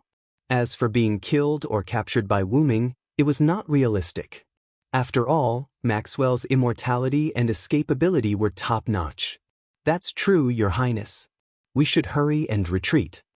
Elder Gu also advised. At that moment, Galji nodded and the four of them prepared to leave. But I really didn't expect you to have such high expectations for Maxwell.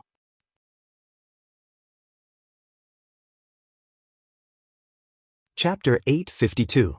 Wu Ming's voice came from the shadows of the street in front of them, which made the four of them immediately alert. Then, Wu Ming's figure walked out of the shadows of the night, and Wu Ming appeared in front of the four of them. You still found us in the end. Galji closed his eyes slightly. Wu Ming being able to defeat Maxwell and find them in time was also within Galji's expectations, but the probability was very small. It's all thanks to Maxwell. Wu Ming smiled. If it weren't for Maxwell, he really wouldn't have known that Galji and the others would sneak into Salamandra tonight. However, Galji didn't understand Wu Ming's words. Although they weren't in the same group, Maxwell shouldn't have deliberately exposed their location. After all, this was related to the plan of the higher-ups. However, there was another possibility.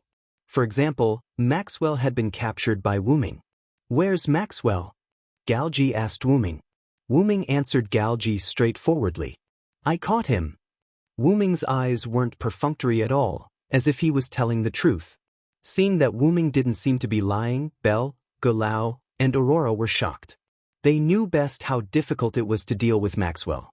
He was born between life and death, and the strongest demon in the North District had been entangled by Maxwell for 100 years.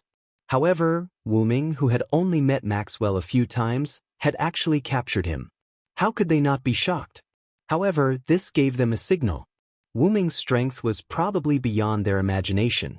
At that moment, the three of them immediately became vigilant.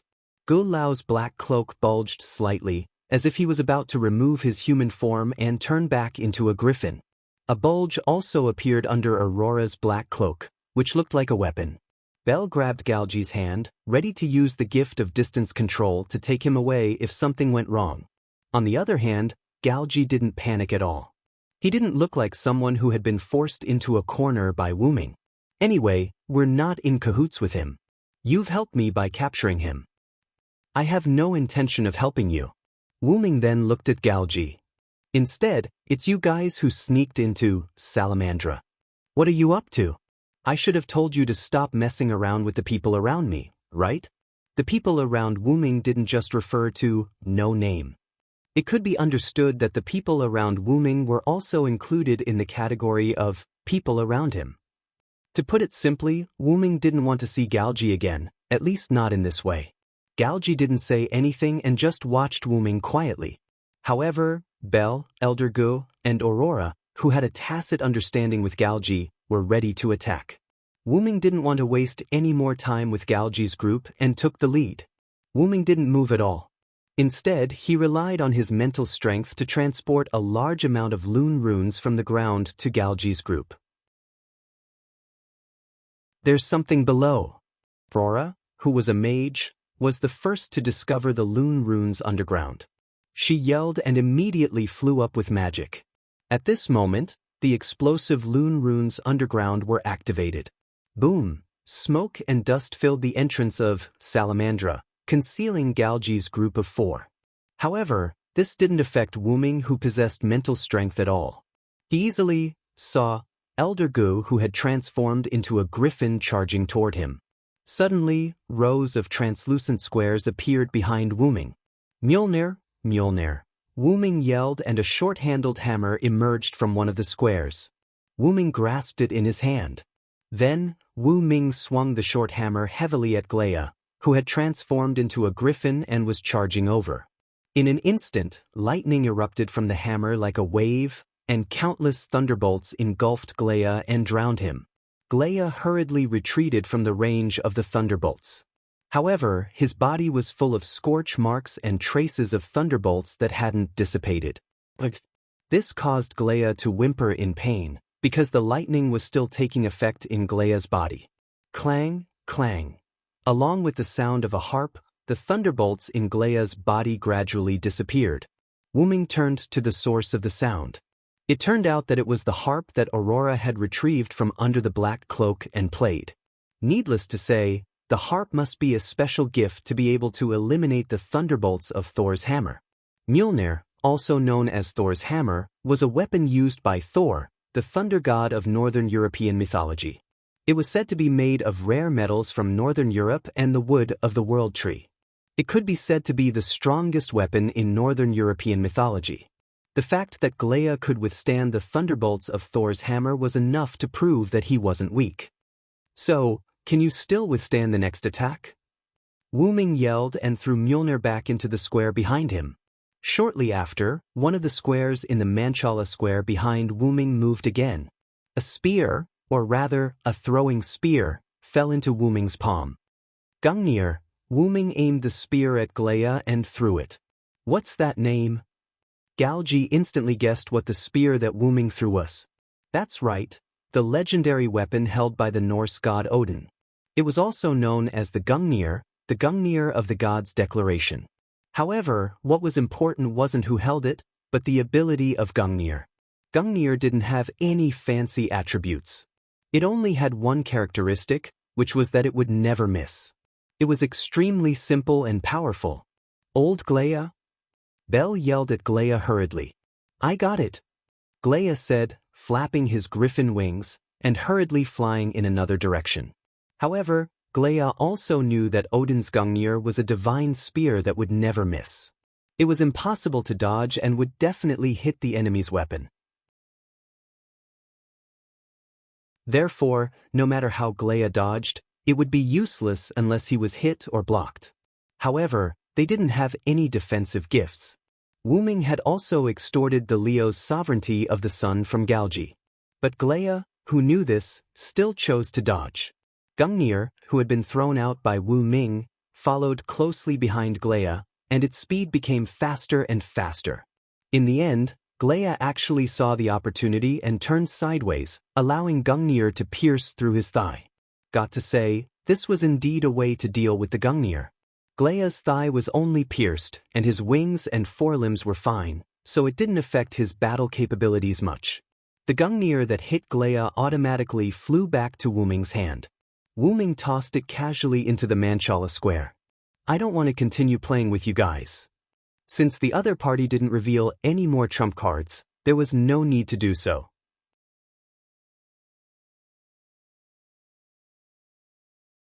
Chapter 853. As Wu Ming spoke, a large number of grids appeared in the Manchala formation behind him. Countless weapons automatically appeared and aimed at Galji and the others. With that, countless high-grade armaments shot towards Galji, Bell, and Aurora like bullets from a machine gun. Bell! Aurora, who was flying in the air, shouted. She played her harp and opened an extremely weak barrier a few meters in front of her. Her purpose was naturally to cover Bell and take Galji away. As long as Galji and Bell left, she, who was flying in the sky, would be able to escape easily. As for Galji, he had already flown far away, so everyone would be able to escape successfully. I got it. Bell nodded fiercely and immediately activated her ability. However, she and Galji remained where they were. What's going on? Bell was rather flustered and at a loss. On the other hand, Galji saw that the surrounding exploded ground was filled with Lune runes again.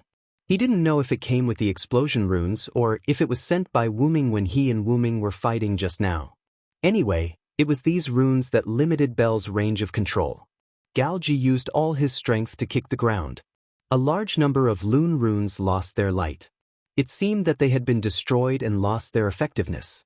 However, countless Lune runes appeared immediately after, like an endless supply of leaks. What? It seemed that Wu Ming had set up a large number of these Lune runes to trap them. As expected, someone who was able to capture Maxwell after just a few meetings, how could he not have prepared a method to counter Bell's gift? However, there was no time for Bell and Galji to panic and think because Aurora's defensive barrier was extremely weak and was instantly broken by countless God's Park weapons. This was Wu Ming's strength. They had finally witnessed it today. For a moment, the few of them who couldn't leave and had no defensive means were at their wits' end. Even so, Belle and Aurora instantly appeared in front of Galgi and protected him behind them. You! Galgi was shocked. A friend in need was a friend indeed. Under such circumstances, the fact that the two of them could still protect Galgi without any hesitation meant that their relationship with Galgi was no longer as simple as a master-servant relationship. Only close companions could describe the two of them as such. However, it wasn't just Belle and Aurora. Glea was the same. Glea, who had flown far away because of Gungnir's pursuit, suddenly rushed back at an extremely fast speed. Roar! Along with a dragon's roar, Glea's griffin body shone brightly. His entire body began to expand and transform. In the end, Glea turned into a giant dragon and stood in front of Galgi and the others, taking on Wu Ming's weapon barrage. Elder Gu! As a young girl, Belle looked at Glea, who had blocked the damage for them with heartache. Glea was the one who had blocked the Loon Rune explosion for them. Then, Belle calmed down and looked at Galgi. Your Highness, what should we do now? Glea used his life to create an opportunity for them, so Galgi had to give instructions on what to do. No matter if it was to attack or retreat, Galgi had to make the decision. They were blocked by Wu Ming as soon as they stepped out of Salamandra. Belle's gift wasn't effective at the moment, Aurora wasn't of much use, and they couldn't defeat Galgi in a head-on battle. Glea was also enduring the pain of taking on the weapon barrage for the three of them. Given the current situation, it seemed like retreating to the base of Salamandra, for the time being, was the wisest choice. However, such a huge commotion at the entrance of Salamandra naturally attracted the attention of the insiders. As a mage, Aurora could clearly sense that there were already many people rushing over here. Besides, if they hid inside Salamandra, they would eventually be discovered, especially when Wu Ming was still here. Besides, they couldn't give up on Glea. Get ready, I'm going to forcibly release another cosmology. Galgi's eyes suddenly became cold. The so-called another cosmology was another universe, and it was also a powerful force that Wu Ming didn't know about in the Box Garden world.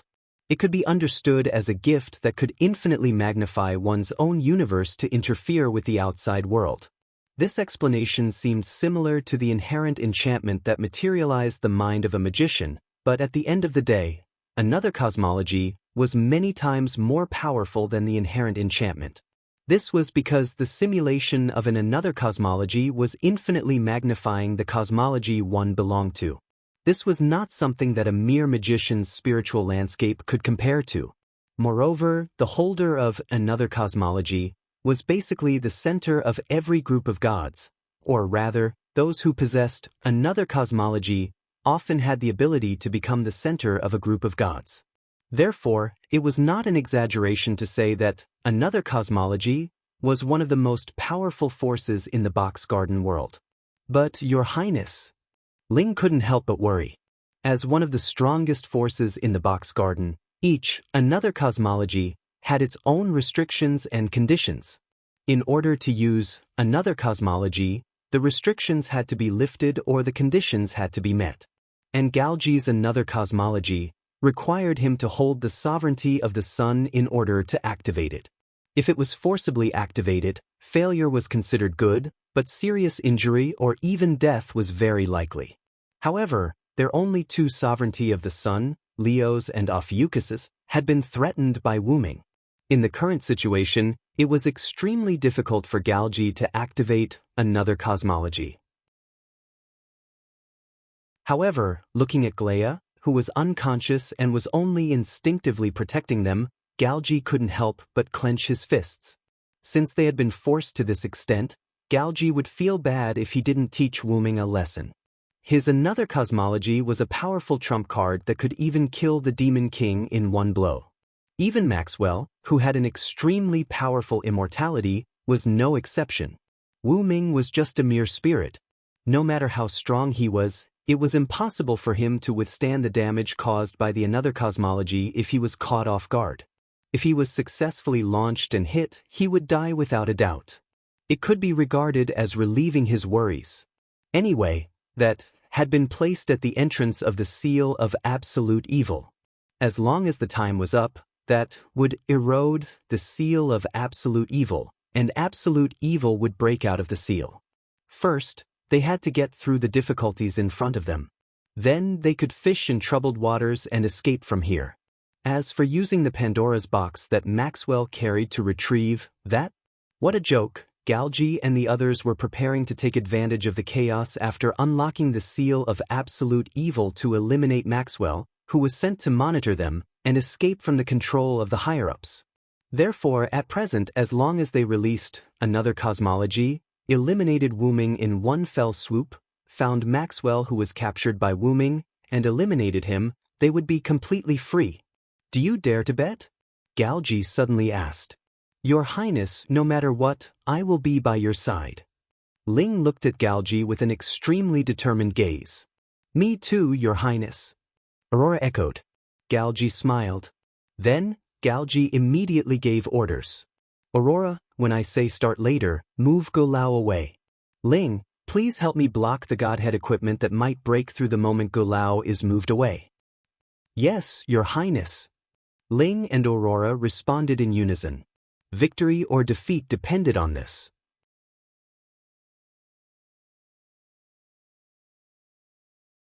Chapter 854.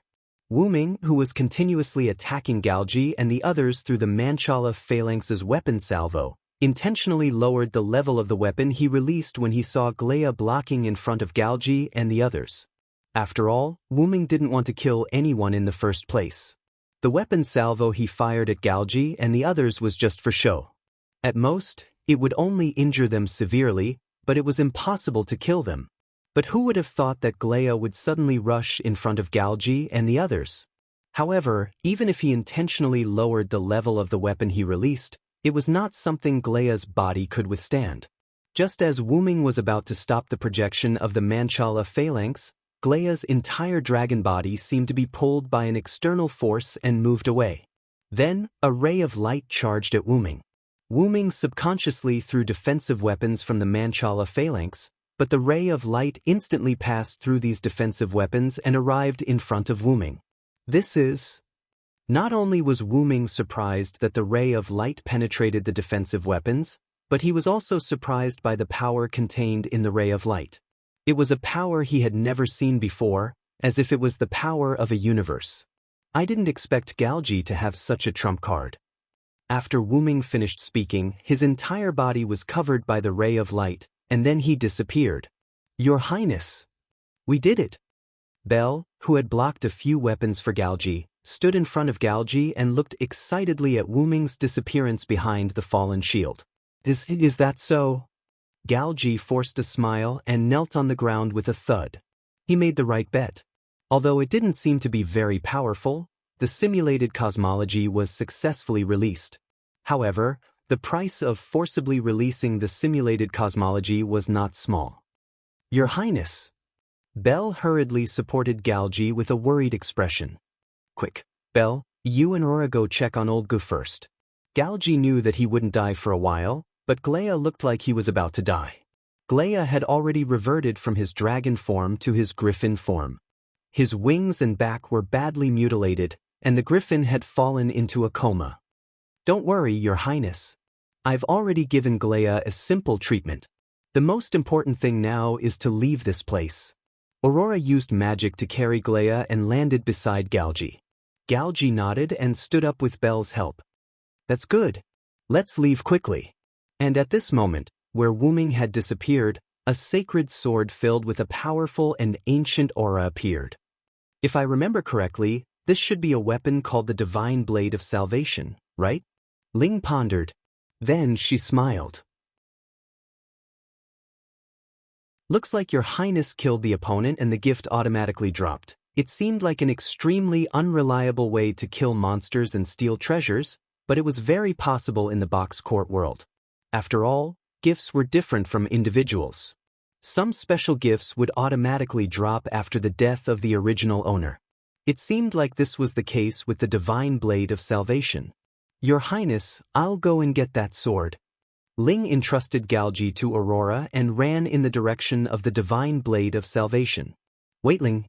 Galji subconsciously felt a trace of uneasiness and wanted Ling to come back. After all, there was another possibility for the gift to drop apart from killing someone. For example, the original owner of the gift was not dead. Looks like that universe-like power is your trump card, Galji. Wu Ming's voice entered Galji's ears. In an instant, a black and purple teleportation door appeared. Wu Ming walked out from it and appeared beside the divine blade of salvation. He held the divine blade of salvation in his hand. Ling couldn't help but stop and look at Wu Ming blankly.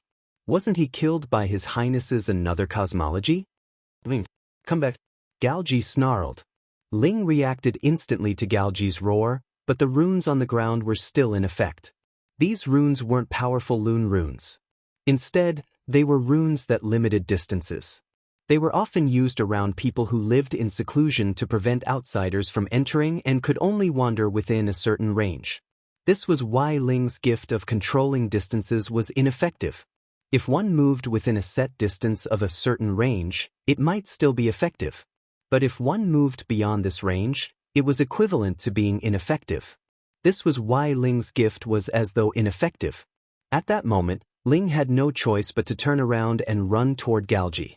But how could Wu Ming let her go? Along with the sound of chains, Ling felt a heavy blow to the back of her head. In an instant, she felt as though someone had struck her from behind with a stick and she gradually lost consciousness. Then, countless silver-whitish chains like giant pythons bound Ling tightly. Even her nose and eyes were completely covered, making her look like a mummy. Then, Ling snapped her fingers and a purplish-black ripple appeared beneath her feet. She and the pseudo-heaven lock fell into it together. Ling.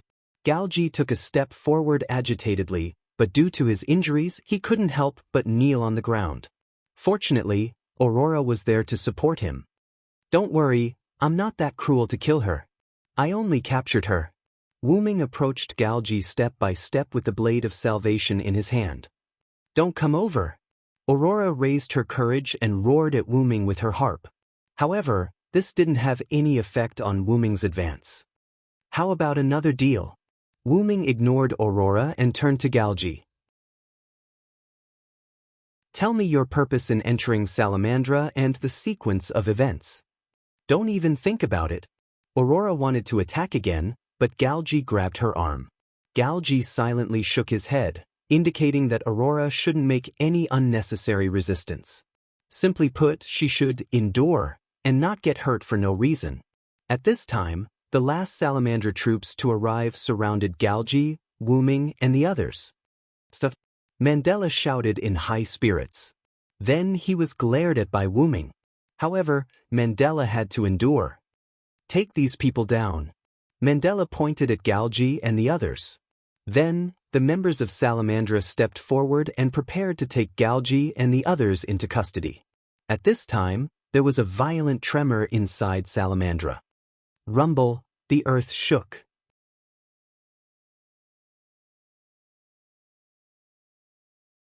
Chapter 855. Galji looked at the epicenter and found that it was the fifth palace. That direction. Not good. Mandela's expression suddenly changed as he looked in the same direction. Quick, inform everyone to evacuate the residents of Blazing Flame City. Get everyone to leave Blazing Flame City immediately. Move quickly. Mandela calmly gave the order. After that, the troops of Salamandra ignored Galji and Wu Ming and began to carry out Mandela's orders. After that, Mandela looked deeply at Wu Ming, Galji, and the others, and then rushed into Salamandra. As you can see, the seal of absolute evil has been broken. Seeing that the outsiders had left, Galji spoke. Galji noticed that Wu Ming's expression had also changed, but Wu Ming's expression was neither fear nor shock, but joy and melancholy. I think I know how you broke the seal of absolute evil, Galji. This was because Wu Ming felt the aura of his main body. It seemed that his main body was in Salamandra, which was why Wu Ming was so happy. Only Wu Ming's main body, the root dragon, was immune to the rules of the box court and could break the seal of absolute evil without the tools to break the seal. Let's change the deal. Tell me all the information about absolute evil. Since the seal had been broken, It was time to collect information to deal with absolute evil. Wu-Ming snapped his fingers. Pa! Along the way, a white contract document appeared in Galji's hand. Organizer Authority? Seeing this contract document, Galji was shocked. He now knew why Wu-Ming could capture Maxwell. It was because of the Organizer Authority. Then, Wu-Ming took out the staff of Ain's Ergong and tapped it lightly on the ground. Galji, Aurora, and Glea disappeared on the spot. They were forcibly sent to their own space by Wu-Ming. Then, Wu-Ming chanted the words of the spirit. My contract, my kin, I am the place where the tributaries converge. Bind with me, heed my call, obey my command, appear. Then, a figure appeared behind Wu-Ming. It was Wu-Ming's 8th incarnation, the kin. The Wu-Ming that Galji had destroyed was actually one of Wu-Ming's kin clones. Only the blade of salvation that the clone at that time was given by the main body. Then, Wu-Ming handed the staff of Ain's Ergong to the clone. The clone nodded and tapped the ground with the tip of the staff. The clone also disappeared. He went to the intrinsic barrier to make a deal with Galji and the others, or rather, to act as the host of the game of gifts. However, the gift competition that Wu-Ming forced Galji and the others to participate in was different from the one that he forced Maxwell to participate in. This time, Wu-Ming prepared the gift competition for Galji and the others only to fish for information. Wu-Ming even cautiously divided the three of them into different spaces. Although it was a temporary imprisonment, Wu-Ming was not prepared to let Galji and the others go so easily this time. Firstly, the disaster they caused this time was quite serious. Secondly, Galji unlocked the seal of absolute evil. Not only did he release Wu-Ming's main body, but he also released the remaining black mud that was attached to Wu-Ming's main body. Back then, the black mud exploded deep into Wu-Ming's body. In such a short time, it was impossible to clean up the black mud. Even if the inside of his body was cleaned up, it was inevitable that there would be black mud outside of his body. Perhaps they had used the corrosive power of the black mud to erode the seal of absolute evil. In the box, one had to abide by the rules of the box, but Wu-Ming was an exception. However, Wu-Ming would not take the initiative to break or challenge the rules of the box. Moreover, Wu-Ming would never have thought that the other party would use the black mud left on his main body as the key to unlocking the seal of absolute evil. The black mud and Wu-Ming were of the same origin. If Wu-Ming was not affected by the box system, then the black mud was also not affected by the black mud. However, this was not a big deal. If absolute evil came into contact with the black mud, it would be very troublesome. This was the reason why Wu-Ming was depressed. Without staying any longer, Wu-Ming immediately took action and flew toward the place filled with the aura of his main body. Salamandra, 5th Palace, inside the sealed passage of absolute evil. Countless black mud rippled against the walls like ocean waves, causing the ground to tremble continuously. A 3-meter-tall black monster with 3 heads was crawling in the black mud as if it was swimming in a comfortable ocean. Every time the monster swayed, black mud would flow out from under the monster's body and spread to the surroundings. Gradually, the entire sealed passage was submerged in black mud, but the monster did not feel any discomfort. It continued to swim in the Black Sea as if it did not want to care about anything on the ground. It was as if it just wanted to stay here. However, excessive black mud poured into the ground through the gaps of the bronze statue and began to cover everything on the ground. Anything that came into contact with the black mud, whether it was a person or an object, all burned up. The entire salamandra fell into a sea of fire. What is this? Help! However, before these people who were infected by the black mud could shout, the flames burned them to ashes. Get away from the black mud. Mandela, who was a step late, saw the situation and immediately began to order the people of Salamandra. Don't take anything with you. Everyone immediately evacuate from Salamandra and cover the evacuation of the residents of Flame Capital. Mandela once again ordered the internal members of Salamandra. At the rate the black mud was spreading, it would not be long before the entire Salamandra, or even the entire Flame Capital, would be corroded. At that moment, The members of Salamandra immediately acted as if they could not wait to leave this place immediately. Looking at Salamandra that was almost empty and had fallen into a sea of fire, Mandela could not help but sigh. There will be a day when Salamandra's headquarters will be covered in a sea of fire. After that, Mandela continued to walk inside. Sir Mandela? Mandela's confidants were puzzled by Mandela's behavior. If he continued to go deeper, he was afraid that he would not be able to come out later. The leader is still inside. I will go find her, Mandela said without turning his head. We will go together, Sir Mandela. Yes, Sir Mandela. Let's go together. Mandela's confidants immediately followed Mandela's footsteps.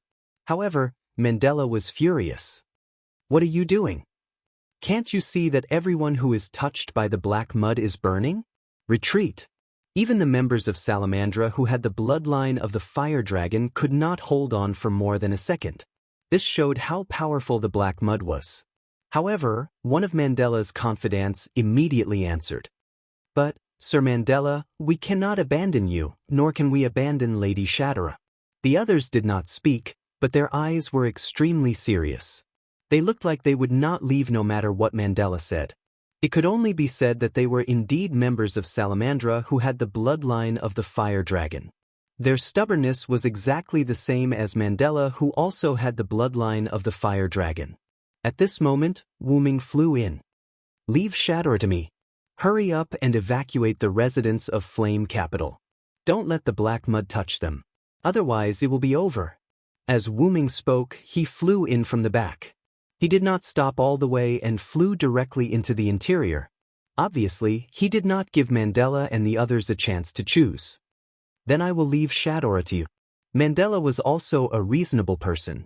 Since Wu Ming wanted to go in, he would be a burden if he followed him in. Everyone, follow me to evacuate the residents of Flame Capital. With that, Mandela left with his confidants. Wu Ming, on the other hand, went deep inside Salamandra.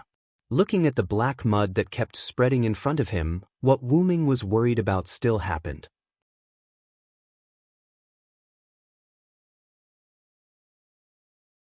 Chapter 856. If the black root mud was taken out on its own, it wouldn't cause much damage. It only had a special effect on Wu Ming. At most, it could destroy the seal of absolute evil like Galji and the others. That was because the black root mud was attached to Wu Ming's body. If it was removed from Wu Ming's body, even if it was placed on the seal of absolute evil, it wouldn't cause any damage to the seal of absolute evil. The black root mud was neither good nor evil. It only targeted Wu Ming. However, if it was held by someone with evil intentions, it would completely become evil. Just like when Darius held the black root mud became an evil thing. It could erode servants, but other than that, it didn't have much effect on the ground, flowers, and trees. If Gideon held the black root mud, it would become a good thing because he only wanted to use the black root mud to achieve his own goals. Although it was evil in the eyes of humans, the black root mud was only used to deal with Wu Ming. There were no other changes. The black root mud was even simpler. It was neither good nor evil. It simply gave the black root mud to the Star Cup's consciousness. It didn't have much use at all, and it was easily destroyed by Wu Ming. Looking at the current situation, it was very likely that absolute evil had touched the black root mud and used the black root mud as its power to fuse with it. The amount of black root mud continued to increase, and it caught fire when it came into contact with people. It was likely that absolute evil's ability extended after fusing with the black root mud. If it's absolute evil that fused with the black root mud, I'm afraid it will come to me next. Wu Ming said to himself. Although he was talking to himself, it was reasonable. The black root mud and Wu Ming were natural enemies. After being held by others, the other party would have a strong hostility toward Wu Ming. Wu Ming had experienced this many times. Darius, the consciousness of the Star Cup, and Gideon were both good, evil, and neutral, but they all had one thing in common, which was that they were inexplicably hostile toward Wu Ming. As such, absolute evil, who had absorbed the black origin soil, was probably also hostile toward Wu Ming. However, even if he was attacked by absolute evil, Wu Ming wouldn't run away from it. In terms of emotions, absolute evil was an existence that could endanger Quan Ting. Since Wu Ming had encountered it, he would deal with it. Logically speaking, absolute evil had the black origin soil on him, and his main body was probably with absolute evil. Even if absolute evil didn't find trouble with Wu Ming would find trouble with absolute evil. Let's find Shadora first. Wu Ming activated his psychic power to search for Shadora. It could only be said that Wu Ming was very lucky to find Shadora's location in an instant. At this moment, Wu Ming sensed that Shadora was carrying a little girl from Salamandra. They were flying in a room filled with black mud and fire. The entire room was burning and couldn't come out. Shadora! Wu Ming shouted as he flew in Shadora's direction. Lord Villo! Shadora was overjoyed when she heard Wu Ming's voice, as if she had escaped. However, she immediately shouted at Wu Ming, Lord Wu Ming, be careful. Lord Varen, be careful of these flames. The flames produced by the black mud have the same properties as the black mud. Shadora knew that not long ago, one of her companions rushed into the flames to save someone because he had the fire dragon bloodline. In the end, not only did he not save the person, but he also died. Not even a trace of him was left. However, Wu Ming wasn't afraid of this. Or rather, only Wu Ming wasn't afraid of this. Whoosh! Wu Ming rushed into the sea of fire that surrounded Shadora and flew to her side. Lord Villo, are you all right? Shadora was startled. The black origin soil was indeed Wu Ming's natural enemy, but at the same time, Wu Ming was also the natural enemy of the black origin soil. Although the black origin soil countered Wu Ming and could deal a lot of damage to Wu Ming, it was the same. When the black origin soil was used by an outsider, Wu Ming was the only one who wasn't restricted. In other words, Wu Ming who could produce origin power had a resistance to the black origin soil. Don't worry about that for now. Leave with this child first, Wu Ming said and opened a portal. Lord Villo, please leave with us. This is the last child left in Salamandra. It was because of Shadora's continuous rescue that she couldn't escape in time. However, it was also thanks to Shadora that apart from Shadora and the little girl in her arms, there were no other living members in Salamandra. No, I still have to deal with the enemy this time. You guys leave first. Wu Ming clearly sensed a hostile aura approaching quickly from underground. However, in Shadora's opinion, Wu Ming chose to stay behind alone in order to cover the retreat of the people from the capital of glowing flames. Lord Villo, the seal of absolute evil under Salamandra, should have been broken. However, after analyzing the previous records, the black origin soil doesn't seem to be absolute evil's ability at all. Please be careful, Shadora kindly provided Wu Ming with information. I understand. You guys should leave first. Wu Ming pointed at the portal again and signaled Shadora to leave quickly. Of course, he knew what was going on. After all, they were of the same origin. Yes, sir. Lord Villo, I wish you victory, Shadora said and jumped into the portal. After confirming that Shadora and the little girl in her arms reached a safe location, Wu Ming closed the portal. Then, it's time to get down to business, Wu Ming said and raised the divine blade of salvation in his hand high up. Then, Wu Ming stopped moving. Then, a loon rune appeared in front of Wu Ming out of thin air. He touched the loon with his spirit power and a piece of information was transmitted into Wu Ming's mind. Information about absolute evil. However, before Wu Ming could think about it, the black mire below suddenly exploded. Wu Ming subconsciously slashed at the black mire below him. In an instant, the lightning of salvation that had been brewing on the divine blade of salvation suddenly exploded and hit a three-headed monster that had just jumped out of the ground. Roar! The monster let out an angry roar. It seemed that it was hurt by Wu Ming's attack. It really merged. The monster seemed to have been corroded by the black mire and lost its mind. Although the monster was covered in black mire, Wu Ming could vaguely see that its head was that of a dragon's. The information just now told Wu Ming about absolute evil, including what its true form was. The true form of absolute evil was not a special existence. It was just an evil god that stood at the peak of evil in the fire worship sect. Three-headed demon dragon, Azi Dakaha. Wu-ming slowly said the monster's name. The monster, or Azidakaha, responded to Wu-ming, but with an attack. Roar! The three-headed demon dragon roared and countless black mire gushed towards Wu-ming like pillars of magma. Boom! The house that Wu-ming was in, Salamandra, exploded. Wu-ming flew into the sky through the hole and looked down at Azidakaha with the divine blade of salvation raised high. Divine blade of salvation, release your brilliance.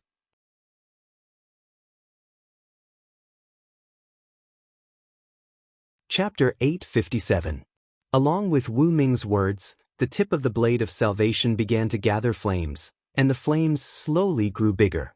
In the end, it turned into a sun, instantly illuminating the capital of glorious flames and even the entire outer gate of the 54545 division. Although the entire burning fiery capital was also filled with flames at night, at this moment, the light of the flames could only serve as a foil to the sun, produced by the holy sword that could even split a star. The people who were retreating from raging flame capital couldn't help but slow down their footsteps when they saw this scene. However, Mandela frowned. This would greatly slow down their retreat, which was quite disadvantageous. Everyone!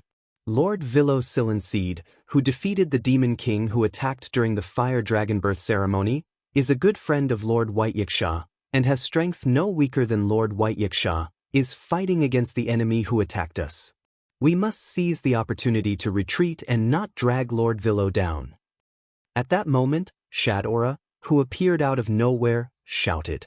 When everyone heard this, it was as if they were awakened. They all sped up their retreat. After all, Wu-ming was covering for them.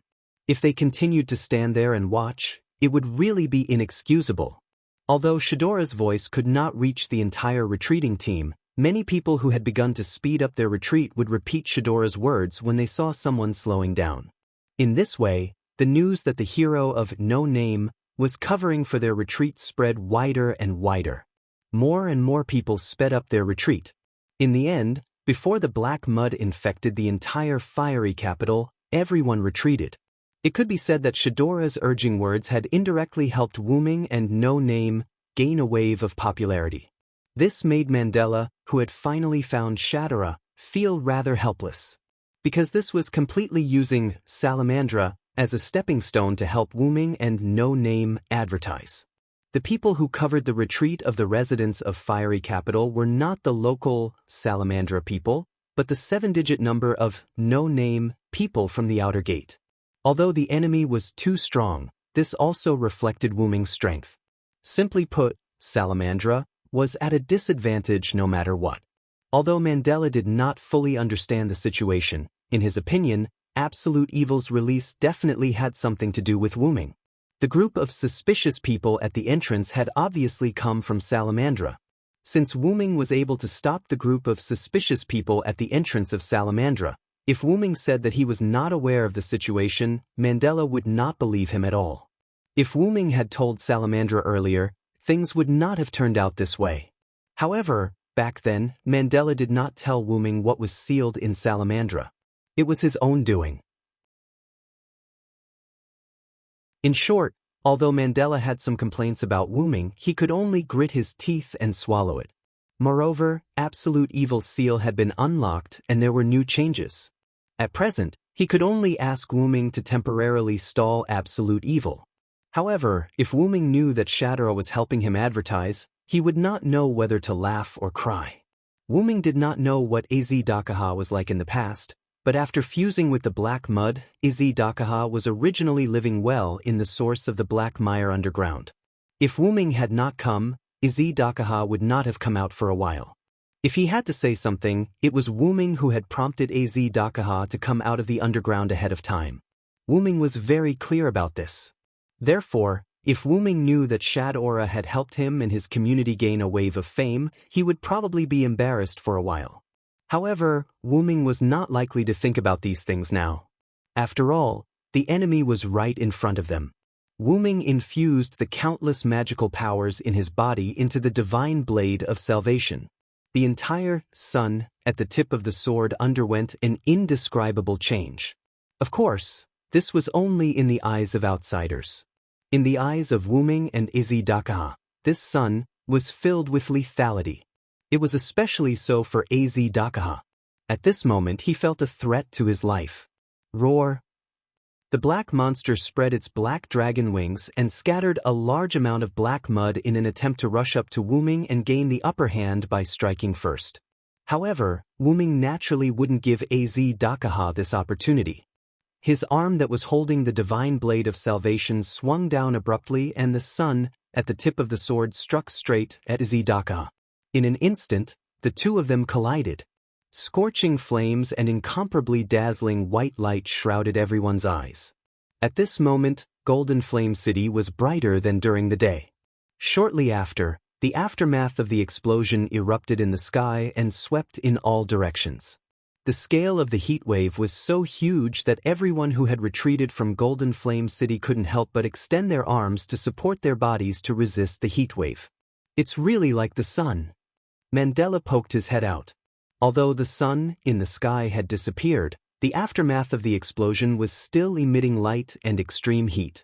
Golden Flame City was still as bright as day. Besides, Mandela was filled with all sorts of emotions after witnessing Wuming's strength once again. Wuming was still in existence that no one dared to look up to. However, unlike Mandela, the others were more concerned about whether the monster had been defeated by Wuming. Has it been defeated? It was unknown who said this. At this moment, before the aftermath of the explosion in the sky dissipated, a black figure fell from the sky. Everyone focused their gaze and realized that it was the black monster. The monster was defeated by the hero. However, before everyone could rejoice, they realized that the black mire on the ground had begun to extend toward the sky as if it was going to catch the monster. In fact, that was indeed the case. The black monster was caught by the high platform made of black mire. The monster stood firm and looked at the sky again, as if provoking the hero who had just shot it down. This was also a signal that the monster had not been defeated by the hero. It had only been shot down, and the danger was still there. Cover the evacuation of the residents immediately. Mandela, who saw this scene, immediately ordered the members of Salamandra. Mandela thought to himself, as expected, it's impossible for the opponent to be defeated by a non-human existence in the final trial. Golden Flame City was no longer safe, and the entire outer gate of 54,545 was no longer safe either. They had to evacuate from this outer gate as soon as possible. Some of the members of Salamandra seemed to have yet to react to the series of events just now. They were stunned for a while before agreeing. After Mandela's reminder, all the residents of Golden Flame City hurriedly took action. They were not fools. It was obvious that the monster could not be killed in a short time. Moreover, the black mire was still spreading, so they had to retreat to a safer place. Fortunately, because they had just experienced the Demon King's attack during the day, not all the residents of Golden Flame City returned to Golden Flame City. In addition, the people of Box Ting were used to various disasters, so the following retreat was more orderly. If it were ordinary people in the outside world, the fire caused by the black mire would have burned everyone to ashes. Wuming, who was flying high in the sky, looked at the people around Golden Flame City gradually dispersing. He was inexplicably relieved.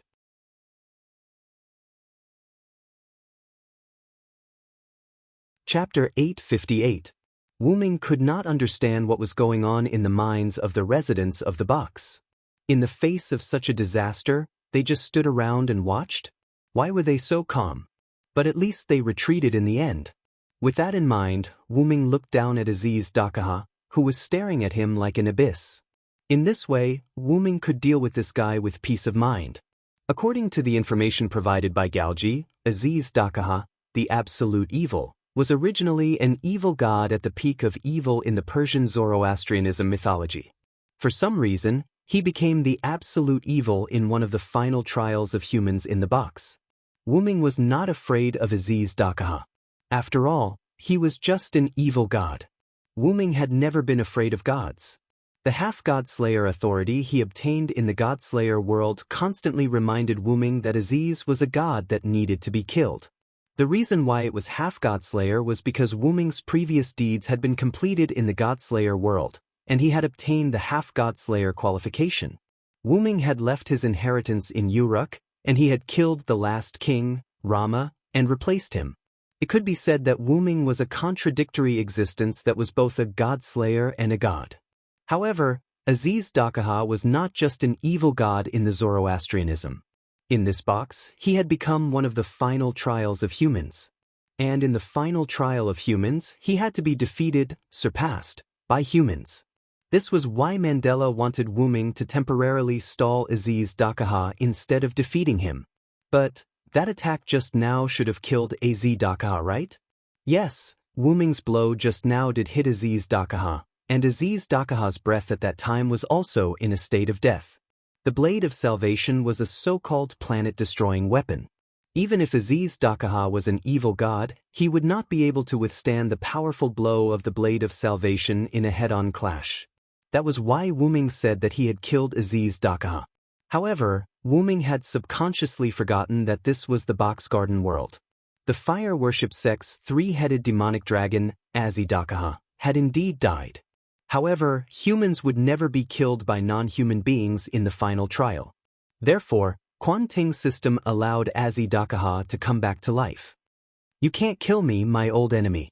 At this moment, Aziz Dakaha spoke, but for some reason, all three of his heads spoke at the same time, speaking with emphasis to Wu Ming.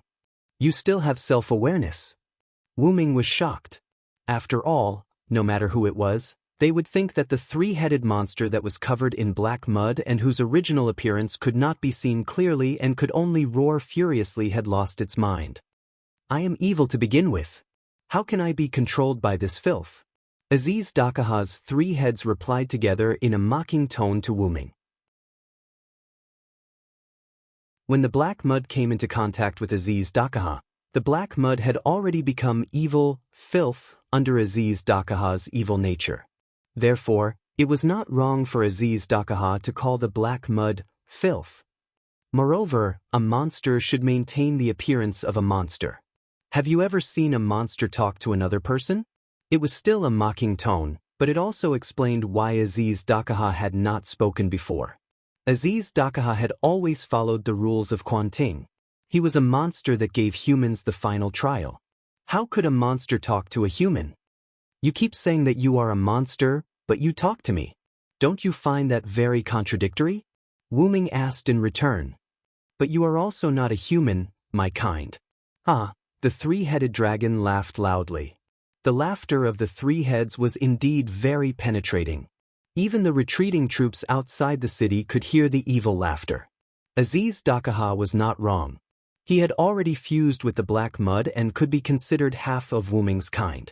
However, this did not mean that Wu Ming would reconcile with Aziz Dakaha. "I do hope that you, the so-called one of my kind, can obediently return to your own seal." "That's impossible, my kind."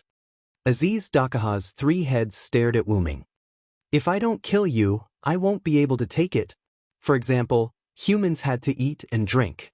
As an existence that had fused with the black mud, Aziz Dakaha was hostile to Wu Ming due to the black mud. This caused Aziz Dakaha to half-willingly choose to eliminate Wu Ming. "What's more, I still have the responsibility of giving the humans the final trial. If I don't destroy the humans, I will also feel terrible." Aziz Dakaha's words were as casual as if he was talking about eating and drinking. Wu Ming could not understand the meaning behind Aziz Dakaha's words. Then, Wu Ming pointed the divine blade of salvation at Aziz Dakaha. "Then, there is nothing to talk about between us. I will destroy you just like those guys before." "You will not be able to do it. If you want to know why, it is because—" Aziz Dakaha lowered his head, then suddenly raised it. "I will destroy you here and now." After saying that, countless black mud turned into giant pillar-like tentacles that rushed into the sky like poisonous snakes that were about to prey on birds. "Then you can try," Wu Ming said as he charged at Aziz Dakaha.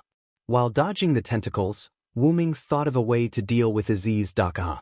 Aziz Dakaha had just admitted that Wu Ming had indeed killed him, but there was no doubt that he had immediately revived. According to the information provided by Galji, according to the rules of the box court, in order to kill absolute evil, one had to destroy the other party's head, shoulders, and heart. It was said that the head and shoulders had been permanently damaged, so all one had to do was destroy absolute evil's heart. However, this method would not work on Wu Ming. It would be fine if it was just absolute evil, but the problem was that the other party had already fused with the black mud. The permanent damage to the head and shoulders could not be seen at all. Moreover, who knew if Aziz Dakaha's original weakness had changed after fusing with the black mud? Even if it was still his weakness, Wu Ming did not think that absolute evil would die just because his head, shoulders, and heart were destroyed. Absolute evil's revival was a good example. Therefore, according to the rules of the box court world, I have to solve the human's final trial, absolute evil, gift game to stop Aziz Dakaha from reviving.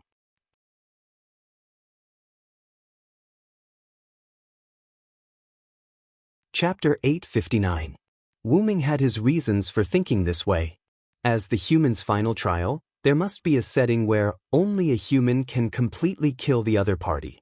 In order to prevent Az Dakaha from reviving, one must solve the riddle of the human's final trial, absolute evil. In the end, all the conditions were met, and one must possess enough strength to kill Az Dakaha. Wu Ming's personal guess was that only by meeting all three of these conditions could absolute evil Az Dakaha be completely killed. Wu Ming definitely had the strength. As for the wisdom to solve the bestowment game, Wu Ming believed that he could solve the riddle of absolute evil if given some time. However, he could not achieve the first condition of being a human no matter what. Even if his soul was extremely close to that of a human and he had a human name, Wu Ming was still an inhuman existence. He was the root dragon. Therefore, Wu Ming could not kill absolute evil by normal means. The reason why it was normal was because of the restrictions brought about by the root dragon's exempt box system. Although Wu Ming could participate in the bestowment game, the punishment for failing the bestowment game would not take effect on Wu Ming. Wu Ming, who had the identity of the root dragon, did not need to comply with these three conditions from the beginning. He could rely on his own strength to kill Az Dakaha. However, Az Dakaha had the root black mud. The root black mud might have brought unexpected benefits to Az Dakaha. For example, it made Wu Ming unclear of Az Dakaha's current abilities, intelligence, and weaknesses. However, as Wu Ming was the nemesis of the root black mud, the root black mud could be said to have given Wu Ming an advantage in dealing with Az Dakaha. That was all there was to the nemesis. Wu Ming could completely ignore the series of conditions that he had deduced earlier and directly kill Az Dakaha. Therefore, from the beginning, Wu Ming only needed to use the power of the root dragon to ignore all factors and achieve the conditions to directly kill Az Dakaha. Of course, Wu Ming only thought of this now, but there was a blind spot at the moment. Whether this body can produce the power of origin is another matter. While dodging the black mud tentacles, Wu Ming could not help but frown. Although when he returned to the box, Wu Ming adjusted the spiritual base to the perfect standard for a servant, Wu Ming was still unsure whether it could produce the power of origin. As the clones of the heroic spirits, the attributes of the servant's interface were fixed. Wu Ming's spiritual base was the same. Although Wu Ming had broken this rule a few times, there was a reason for it. When he fought against Garna, the last noble phantasm that Wu Ming used was a temporarily modified noble phantasm. The reason why it could be like that was because at that time, Wu Ming's servant identity was Sodlek, which was a character that Wu Ming had fabricated in history, so he could change it however he wanted. Secondly, the world at that time was the native world of the inhibitors, and the inhibitors had a lot of power at that time, so they did not want the humans to be burned down. Because of these 2 points, Wu Ming's spiritual base could be arbitrarily modified on the spot at that time. Also, relying on the power of the Holy Grail to modify the spiritual base, Wu Ming changed from Saber Sodlek to Caster Uruk Hyunryong. After all, the Holy Grail was a cheat, and Wu Ming himself was also a cheat, so it was not surprising that he could do this. Now, if Wu Ming wanted to modify the spiritual base on the spot, apart from being in the root, he had to rely on Wu Ming's own body, or his original body. The first time Wu Ming used the power of the root was when he faced Gidia. Although he could use it inexplicably, because Wu Ming's body had stayed in the root for a long time, his body had evolved, so Wu Ming, who often used his clones, was not very clear about it. However, it was the innate power of the root dragon, so it was reasonable for Wu Ming to master it. However, Wu Ming's experience of using the power of the root was only that one time. After all, since then, Wu Ming's body fell into the box garden world and disappeared. Now that he didn't have the Holy Grail, nor did he have any restraining power, and his main body was nowhere to be seen, Wu Ming had no way to change his current spirit base. Wu Ming clearly sensed the aura of his original body just now, but he couldn't sense it now. If Wu Ming didn't look for Shadora, he might be able to find his original body. But if he didn't look for Shadora, perhaps, no, it should be certain that something would happen to Shadora today. However, Wu Ming didn't regret it. Although he hated Mandela, he didn't hate Shadora. This little girl who worked hard for the community made him realize that Shadora was worth Wu Ming saving. Anyway, even if Wu Ming didn't save Shadora and directly went to the location of his original body, Wu Ming might not be able to find his original body. After all, Izidakaha was there. I'm afraid that my original body was covered by the black mud again. If there was anything that Wu Ming could think of that could conceal his original body's aura, it would be the black mud. Or perhaps, my original body is now in Izidakaha's body. While pondering, Wu Ming avoided the black mud tentacles and arrived before Izidakaha. Roar! Izidakaha wasn't afraid of Wu Ming. He stood up in his human form and coalesced a huge blade from the black mud, slashing it at Wu Ming. Bzzz. Wu Ming raised his divine blade of salvation to meet the attack. Countless lightning of salvation attached to the divine blade of salvation exploded. In an instant, Izidakaha, who had already stabilized his body, pointed at Wu Ming. Countless black mud tentacles flew around Wu Ming and wrapped Wu Ming into a sphere that kept compressing. At this moment, a thunderous sound came from the sphere formed by the black mud tentacles wrapped around Wu Ming. Boom! Then, the black mud sphere slowly disintegrated, revealing Wu Ming in the center of the sphere, unharmed. Wu Ming's spirit base couldn't produce origin power on its own, but as an entity that had fused with Wu Ming's main body, the divine blade of salvation had also been strengthened to a certain extent during the Great Origin. While it couldn't completely suppress the black origin soil, it was still tainted with a bit of origin power. Combined with the divine blade of salvation's extraordinary nature, the divine blade of salvation should be able to deal with a certain amount of black origin soil. It should be noted that the divine saber of salvation could easily kill Izidakaha with a single strike. The best example was the divine saber of salvation's ability to kill Izidakaha with a single strike. But that wasn't enough. Just relying on the divine blade of salvation was not enough to kill the final trial's absolute evil, Izidakaha. After all, a quantitative change would lead to a qualitative change. Izidakaha had now become a vessel for secreting the black mud. Just relying on the divine blade of salvation was not enough. You're still somewhat capable, aren't you? Izidakaha said as a pair of black shadow-like wings appeared on his back. Then, the black mud on Izidakaha's body spread over his wings. His shadow wings became tainted wings filled with black mud. Then, let's continue. Let's continue our fight.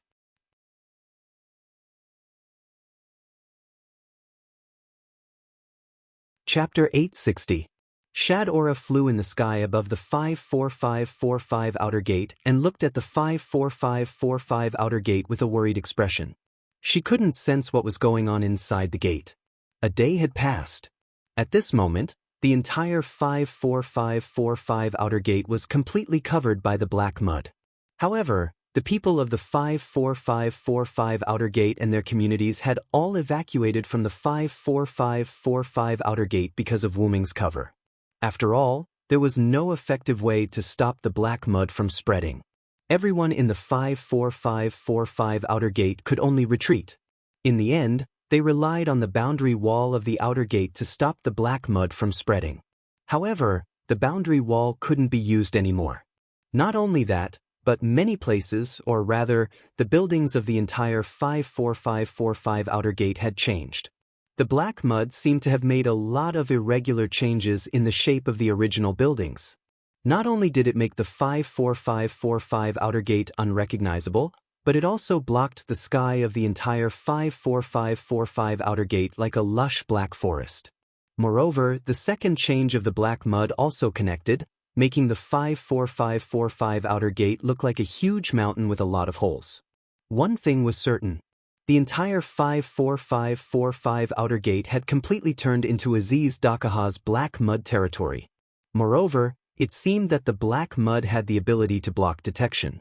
The people of the 54545 outer gate couldn't find out what was going on inside, including whether Wu Ming was alive or dead. There was no movement inside at all. However, the people of the box court couldn't just sit there and wait for death. The members of Salamandra who had retreated from the 54545 outer gate had already united a large number of communities in the surrounding outer gates to form a battle line around the 54545 outer gate. The purpose was to prevent the black mud from spreading. Although the black mud wasn't spreading now, who knew when the black mud would break through the boundary wall and start spreading? It wasn't too late to mend the pen after the sheep were lost, right? The reason why the other communities were so obedient was because Shadora had revealed that the enemy who attacked Glowing Flame Capital and the entire 54545 outer gate was absolutely evil. Moreover, the leader of this alliance was the strongest demon in the North District, Veraza Ignifast, which was why they were willing to compromise. Moreover, there was nothing they could do even if they did not compromise. If the enemy was absolutely evil, they would definitely die if they did not unite. This was without a doubt. If they were united, there was still hope for survival. Shadora, so you're here, Mandela said in a heavy tone as he flew to Shadora's side. Big brother, will Master Villo be all right? Shadora looked at Mandela worriedly. Seeing his sister's expression, Mandela turned his head to the side. You're the ruler of the hierarchy. Don't always show such an expression. Whether Wu Ming was fine or not, they had to do their best to survive and think of a way to deal with AZ Dakaha. This was a matter of life and death. Although Mandela didn't answer Shadora directly, she understood what he meant. After all, they were siblings. It's hard to believe. If even Master Villo can't deal with the enemy, can we really deal with it? Shadora said as she looked at the changed outer gate of 54,545 outer gate. And our house. It changed completely in just a day. However, even if it didn't change, it would probably be destroyed by absolute evil. I've already sent out a distress signal to the other classes and reported this to the higher-ups of the box court. If nothing goes wrong, the Sky Army should be here soon. The so-called Sky Army was a special force formed by the upper echelons of the box court to suppress the humans in the final trial. Although not everyone knew about the existence of the Sky Army, Shadora naturally knew about it as the leader of the upper echelons. And Mandela was Shadora's assistant, so he knew about the existence of the Sky Army. Master White Yaksha just replied to me. She said she'll rush over from the East District soon. Don't worry, Mandela comforted Shadora. And Villo isn't weak. I think even if he can't kill absolute evil, he won't be killed by absolute evil. That's true. Shadora sighed and flew to the ground. Seeing Shadora leave, Mandela couldn't help but sigh. Of course, Mandela, who didn't know Wu Ming very well, said this to comfort Shadora.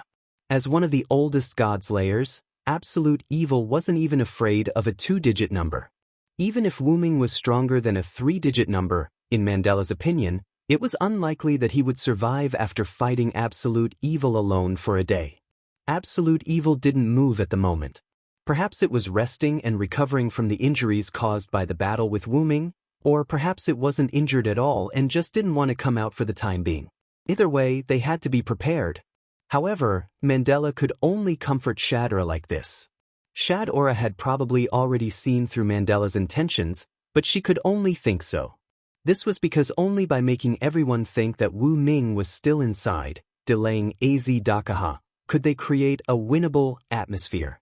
Otherwise, they might not be able to set up a defensive line around the outer gate of the 54545 division. Facing an enemy who did not put up a defense but ran away blindly, that would only lead to a faster death. I hope the Sky Army can come as soon as possible. If they only relied on Vera and the upcoming White Yaksha to deal with absolute evil, who had undergone an unknown transformation, they would probably be doomed.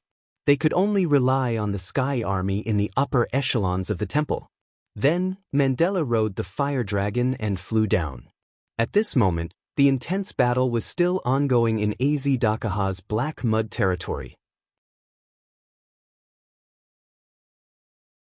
Countless black mud attacked Wuming from all directions, while Wuming floated in place and chanted, "For victory, come to me quickly. Undying sun, please bestow upon me a shining steed. Spirited steed, with the lifeline of my root dragon, I bestow upon the eternal glory. Bring me the shining wheel of light that symbolizes me." After Wuming finished chanting, the sun instantly erupted from Wuming's body. Wuming's entire body turned into a fireball. The flames burned hundreds of meters, incinerating the black mud within range. However, even the sun would burn out one day. The fireball incinerated a large amount of black mud, but to Azidakaha, who had turned the entire outer gate of the 54545 temple into a black mud territory and could continuously produce black mud, Wuming's actions were useless. When the fireball burned out, a claw full of power attacked Wuming. However, Wuming had already begun chanting another spirit. "Fear the one with wings. Evil people and powerful people are all afraid of me with wings.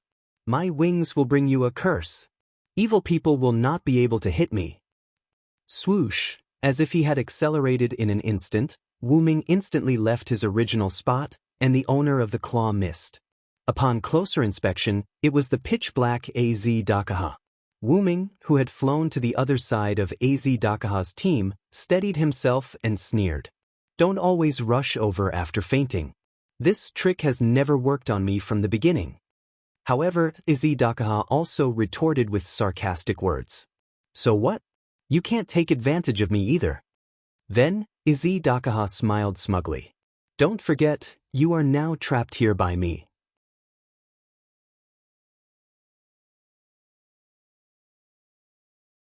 Chapter 861. During the day of constant fighting between Wuming and Azidakaha, as if excessive destruction would usher in new life, Wuming destroyed a large amount of black mud, but at the same time, a large amount of black mud was produced, causing the black mud to spread faster. It was said that it covered the entire outer gate of 54,545 in a day, but in fact, it was only because the people outside the outer gate of 54,545 discovered that the black mud had spread to the boundary wall a day later. Moreover, the black mud did not stop spreading because of the boundary wall, but only because of Azidakaha's order to trap Wuming. The boundary wall just happened to be a dividing line. During this period, Wuming did not care about how the black mud eroded the outer gate of 54,545. After all, those who should be evacuated had already evacuated. At the same time, Wuming did not care about how the black mud gradually trapped him. Wuming just kept fighting with Azidakaha. And Azidakaha also gave him face. He turned the entire outer gate of 54,545 into his own devil's den, not only to besiege Wuming, but also to prevent others from disturbing the fight between Azidakaha and Wuming. Not only did he satisfy Wuming's desire to fight with Azidakaha, but he also prevented outsiders from interfering. As for why, it was because it was related to Wuming's plan. Although it seemed that Wuming was now trapped in this devil's den full of black mud, in fact, Wuming was indeed trapped. Whether it was entering the inherent barrier or leaving through the teleportation gate, they were all stopped by Azidakaha's magic. It had to be known that Azidakaha was rumored to have mastered over 1,000 types of magic. Although the final trial was absolutely evil, Azidakaha was still Azidakaha. He could still use over 1,000 types of magic. The boundary and portal were theoretically just the use of space. As long as magic was used properly, it could naturally be blocked. However, Wuming did not panic at all. After all, he did not want to leave just like that. Azidakaha was hostile to Wuming. This was true.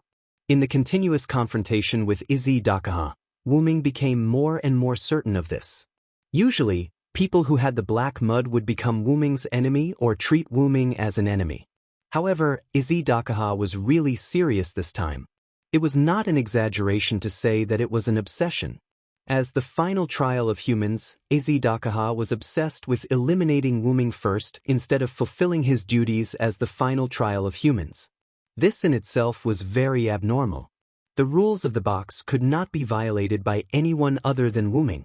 Although there were some people who took advantage of loopholes, they could only take advantage of small and harmless loopholes. It was simply impossible to take advantage of the box's loopholes. The humans' final trial was the same. Izzy-Dakaha, who had been released from the seal, didn't give the humans a trial. Instead, he was competing with Wuming here. This was something that was impossible to happen. It was not a problem to fight back against an enemy, but Izzy-Dakaha clearly wanted to fight to the death with Wuming before doing anything else. Perhaps because of the purity of the black mud, Izzy-Dakaha's enmity towards Wuming had risen to the level of obsession. The power of the black mud had even placed Izzy-Dakaha's duties as the final trial of humans behind his obsession with Wuming. Therefore, as long as Wuming was still around, Izzy-Dakaha would not take on the duties of the final trial of humans. Simply put, Wuming had a taunt on him that Izzy-Dakaha did not notice at all. Although Wuming did not want to taunt Izzy-Dakaha at first, he felt that this would restrain Izzy-Dakaha and prevent him from harming the outside world. In addition, Wuming had his own ideas. Therefore, he and Izzy-Dakaha fought in the Devil's Den for an entire day, or rather, an entire night. Izzy-Dakaha was released at night. Now, although Wuming could not see the weather outside, based on Wuming's sense of time, it was almost nighttime. After a day of fighting, Wuming more or less understood what he needed to understand. Do you still have time to be distracted?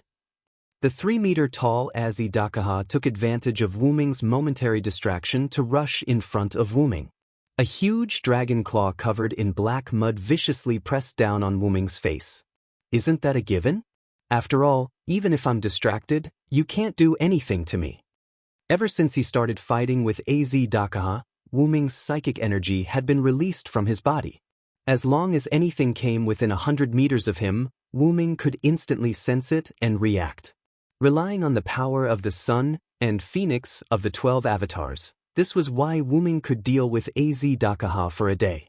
Using Giant to wrestle in close combat, using Vitality to recover himself from time to time, and whenever he was surrounded by black mud, he would use Sun to burn it and then use Phoenix to move.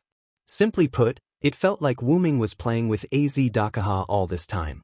No, it couldn't be said that because lightning. Lightning. Lightning.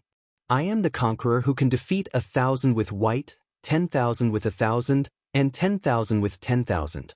Now, for me who stands on the side of justice, please shine brightly and bestow upon me divine power. I am the one who will crush all enemies and enmity from humans and demons. Wuming, who was facing Izzy-Dakaha's palm, quickly chanted the power of Thunder God. Wuming himself turned into lightning and quickly distanced himself from Izzy-Dakaha. At the same time, he also used lightning to injure Izzy-Dakaha, causing an extremely temporary paralysis effect on Izzy-Dakaha. Turning off the Thunder God avatar, Wuming's figure appeared, but the hand that Wuming used to fight with Izzy-Dakaha was pitch black as if it was poisoned. However, as if he had already adapted to this, Wuming didn't panic at all. Then, Wuming chanted the power of divine power again. A person with the supreme divine power of protection. The gods protect him, the demons hate him, and no enemy can get close to him. He is like a fountain of vitality that surges endlessly, granting the world equal protection. After he finished chanting, Wuming's arm returned to normal.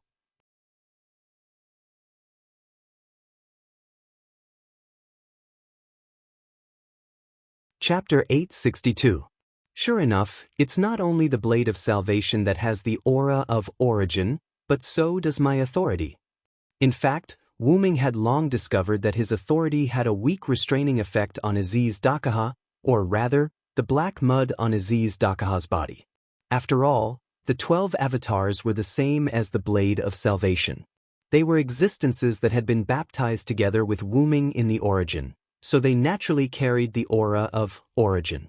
In other words, his authority also had the ability to restrain Aziz Dakaha, although it was very weak. Similarly, the vitality also had a certain recovery effect on the corrosive damage caused by the black mud, so Wu Ming, who previously did not dare to fight Aziz Dakaha in close combat, dared to do so now. However, because the recovery effect was not very optimistic, Wu Ming could not excessively come into close contact with Aziz Dakaha for too long. If he came into contact with him too much, the vitality avatar would lose its effectiveness. However, this power alone was far from enough.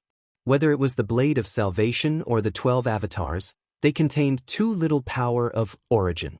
Even if Aziz Dakaha was killed in an instant, Aziz Dakaha would be healed by the black mud.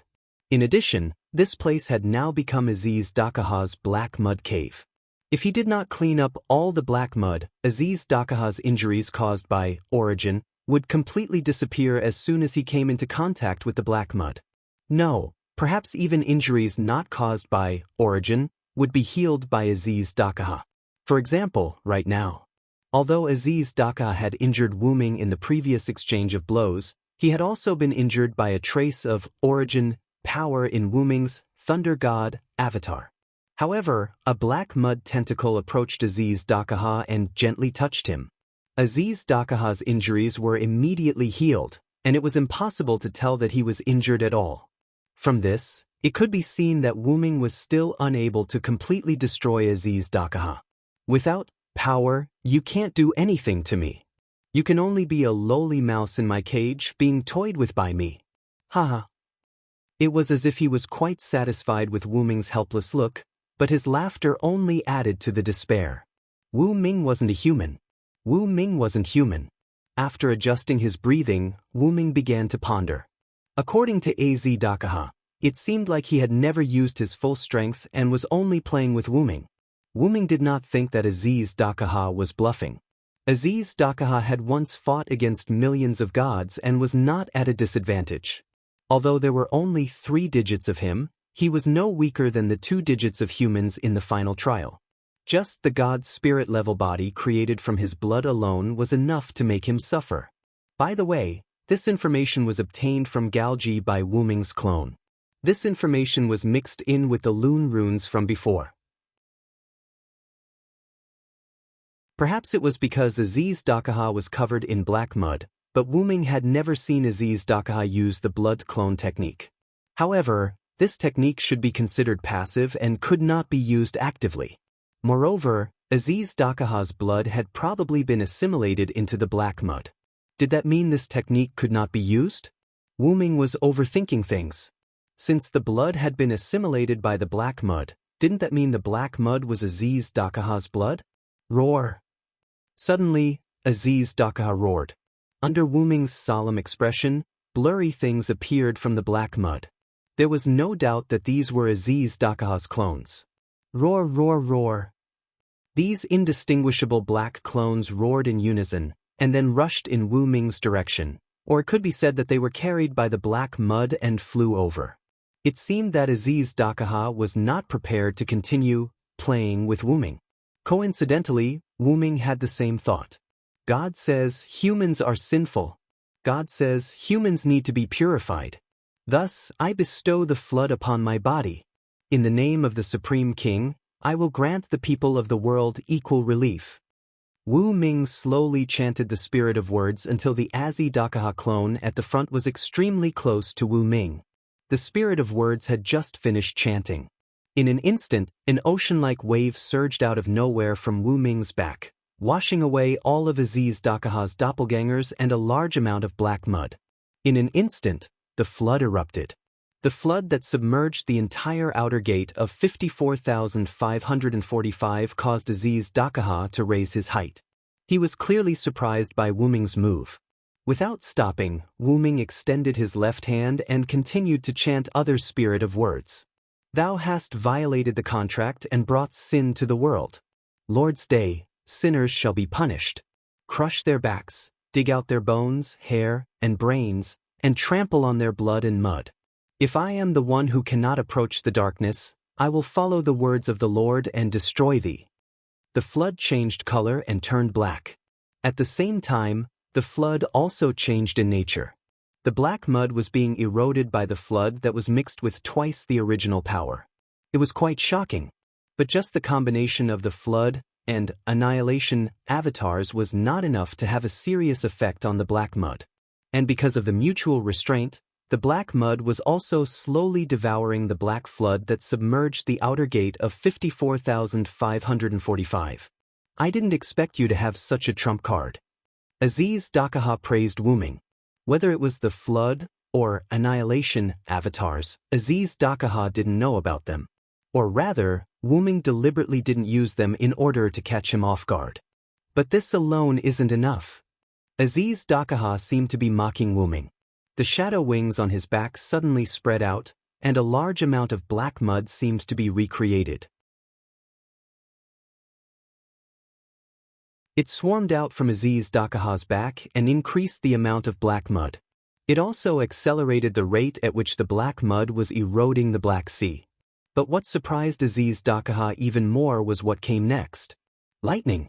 Lightning! Lightning!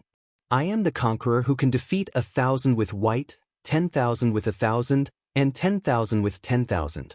Now, for me who stands on the side of justice, please shine brightly and bestow me with divine power.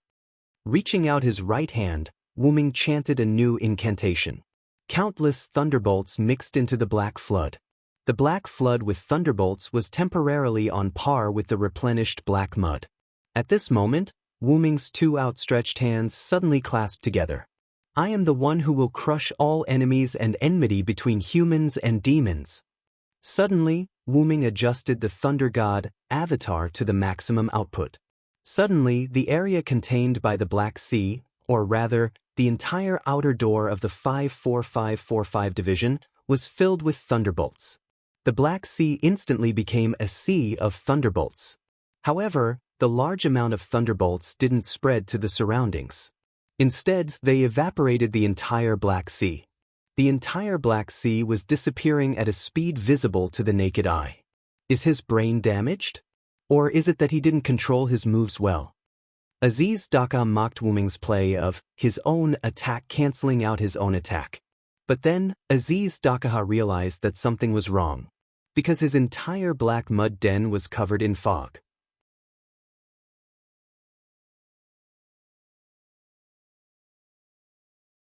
Chapter 863. What are you trying to do? Az Dakaha couldn't help but shout. The black ocean that had been evaporated by the Thunder God's incarnation had now turned into mist and filled the entire black mud cave. Moreover, from the outside, billowing white fog could be seen emerging from the numerous holes in the black mud cave, as if the interior was on fire. The thick fog had indeed attracted the attention of outsiders. What's that? Someone shouted. Some people noticed the mist that was coming out of the cave. Gradually, the large number of community members surrounding the 54545 barrier put down their work one by one and looked at the devil's den that was emitting thick fog. Many brave people flew into the sky, hoping to observe from a closer distance. Smoke?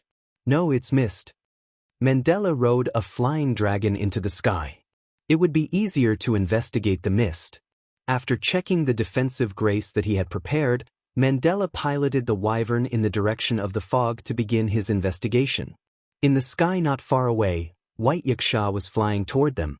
Because they knew the seriousness of the matter, the outer gates around the 54545 outer gate had been controlled by the North District's hierarchy and sealed off. As a result, White Yaksha could only move to the nearest outer gate that was sealed off and use his own methods to come over. White Yaksha, who had no convenient method, could only fly over. This power. The thick fog also attracted White Yaksha, who had just rushed over. This caused White Yaksha, who was about to land, to give up on his plan.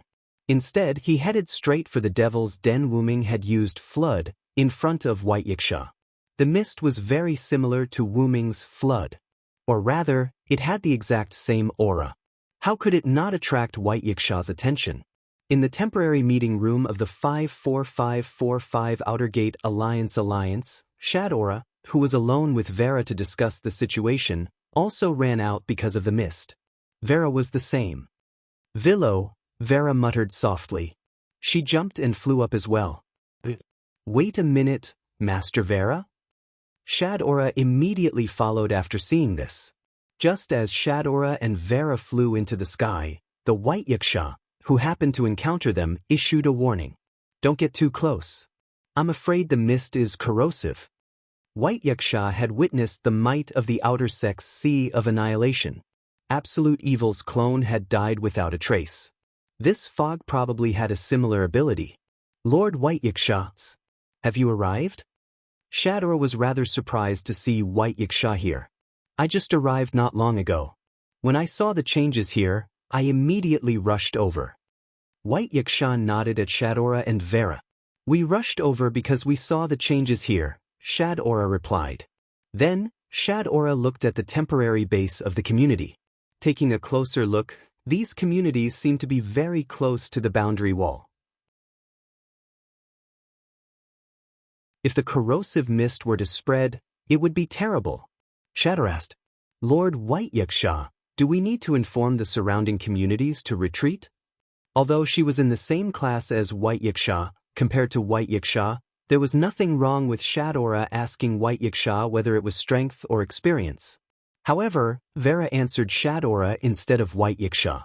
This is a gift from the Villo. It has the aura of a Villo. Vera meant that there was no need to retreat.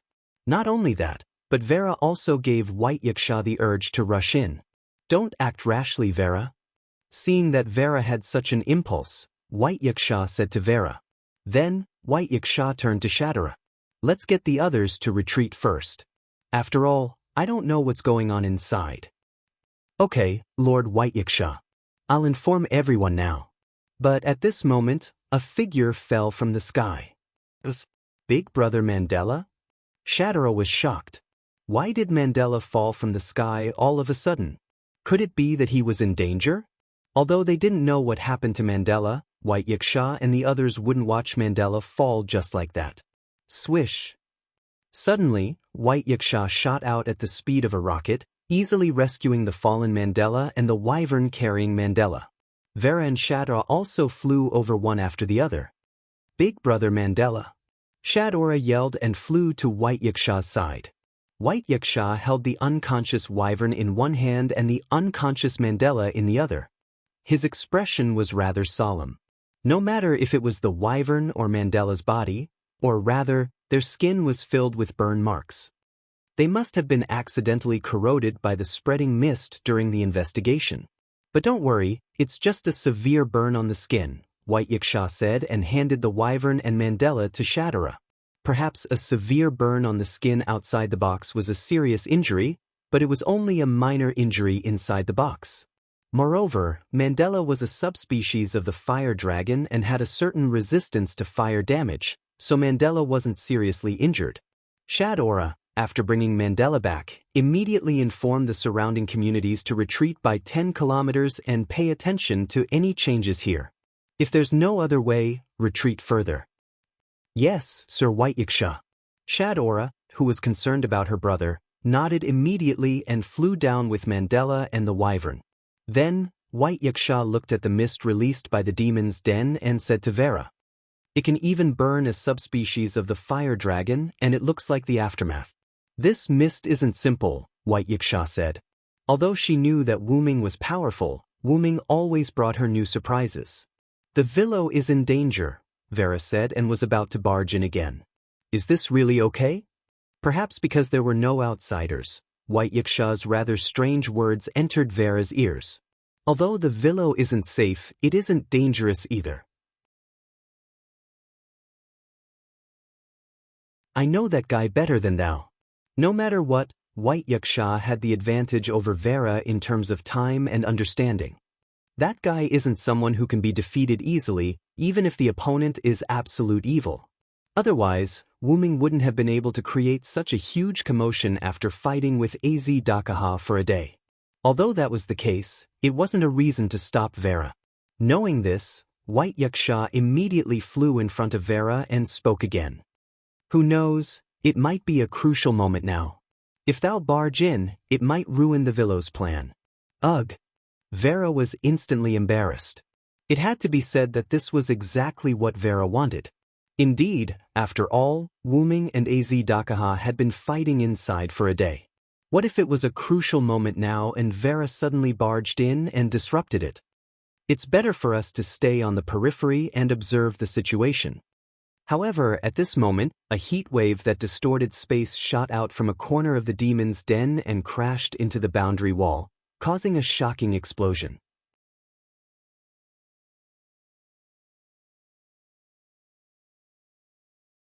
Chapter 864.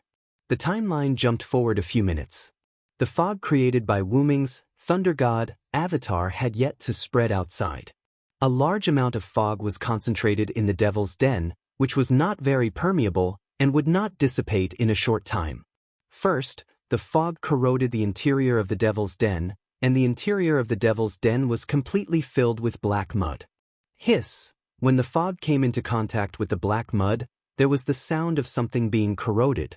The corroded black mud had no choice but to passively endure it because the fog was too small.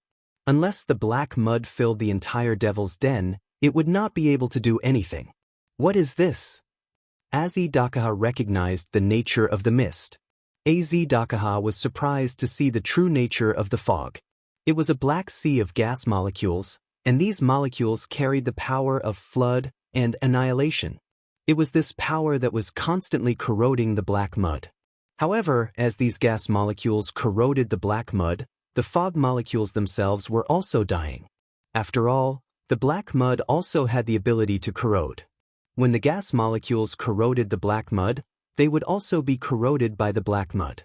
It could be said that even if the black mud could only passively endure it, it would not suffer much. However, these gas molecules were originally sacrificial pawns. Their purpose was to provide cover for Wuming, so it did not matter if they were used up. Since it was to provide cover, Wuming naturally had plans to do something. As an existence with a similar mind, Azdakaha would not just wait for Wuming to continue. Don't even think about it. No matter what Wuming wanted to do, Azdakaha would not let Wuming have his way. As he spoke, Azdakaha opened his mouth. The inside of his mouth was also covered in black mud. It was so dark that no one could tell what it originally looked like. Only his black fangs were as sharp as ever. In this pitch-black mouth, flashes of flames suddenly appeared between the fangs and moved restlessly. In an instant, Wuming, who was hidden in the fog, could clearly feel that the world had begun to shake. Legend had it that the three-headed mystic dragon was a human king who was guided by the evil god of the sect of fire, Angola Manuel. Before he was defeated, he had destroyed a third of the world. This inheritance that destroyed a third of the world became Azdakaha's gift in the box court world. It was also known as the strongest gift of the lightning series, the Kfarina of the Hegemon's halo. At this moment, the radiance of the Kfarina that Azdakaha spoke of gradually solidified. During this process, a trace of black aura climbed onto the radiance and dyed the Kfarina black. Without a doubt, it was the source of black mud. No matter what you want to do, I will kill you before you complete it. Azdakaha was prepared to use the Kfarina mixed with the source of black mud to completely eliminate Wuming. With that, Azdakaha spat out the Kfarina, which had been strengthened by the black origin soil, towards the ground. An ominous wave of extreme heat shot out from Azdakaha's mouth. It was a heat that could melt steel in an instant. Then, an extremely strange scene occurred. A heat ray more than 10 meters in diameter shot out from the 3-meter-tall Azdakaha's mouth. Under Azdakaha's control, it shot straight towards Wuming's position, or rather, the position before the fog covered Wuming's figure. The fog that came into contact with the heat ray disappeared in an instant, and the fog near the heat ray evaporated completely. In the end, the heat ray hit Wuming's position and caused a violent explosion. Not only that, but the Kfarina continued to be released. In the end, the black mud cave was penetrated, and the Kfarina was spat out by Azdakaha. But at this moment, Wuming's voice entered Azdakaha's ears. Azdakaha was sure that Wuming was behind him. In other words, Wuming had dodged Azdakaha's prize technique.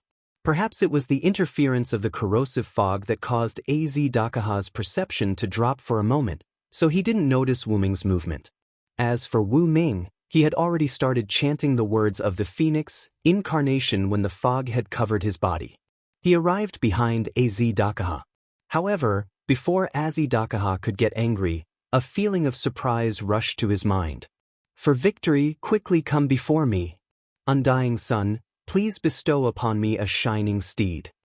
The demonic whisper entered Az Dakaha's ears, and at the same time, Az Dakaha could feel a wave of heat spreading from his back. Immediately after, another sentence of strengthened words came out. Spirited steed, I, the lifeblood of the dragon of origin, bestow the eternal glory. Bring me the shining wheel that symbolizes me. The heat was mixed with the aura of a large amount of origin power. It was certain that Wu Ming was behind Az Dakaha, and he was very close. But soon after, Az Dakaha had doubts. He couldn't possibly have so much origin power, right? But what was certain was that if Az Dakaha was hit by this move, there was a high possibility that he would be killed, ignoring the rules of the box court. It was a huge crisis. But Az Dakaha wouldn't just sit there and wait for death. If Silent Wonder's attack hit Az Dakaha, then Az Dakaha might be able to insta-kill him. However, at such a close distance, if Silent Wonder was hit by Kvarina's wheel of hegemony, the Kvarina in his mouth, which had yet to be completely extinguished, once again ignited with a black light. Az Dakaha abruptly turned his body and shot it out. A heat ray that was several meters long instantly covered everything in front of Az Dakaha. Although the Kvarina's power and range weren't as strong as before because it wasn't charged, Az Dakaha didn't think that Wu Ming could withstand this attack. Where are you attacking, Az Dakaha? Wu Ming's figure appeared as he spoke. And Wu Ming's current position was right next to the heat ray that hadn't ended yet. Az Dakaha was right. Wu Ming couldn't withstand the Kvarina mixed with black mud, but if Az Dakaha couldn't hit Wu Ming, it would be a different matter. It could be said that if Az Dakaha had released the Kvarina, Wu Ming would have died without a doubt. But Az Dakaha had missed. How is this possible? Az Dakaha's pitch-black pupils dilated a little. Clearly, he didn't believe that he had made a mistake.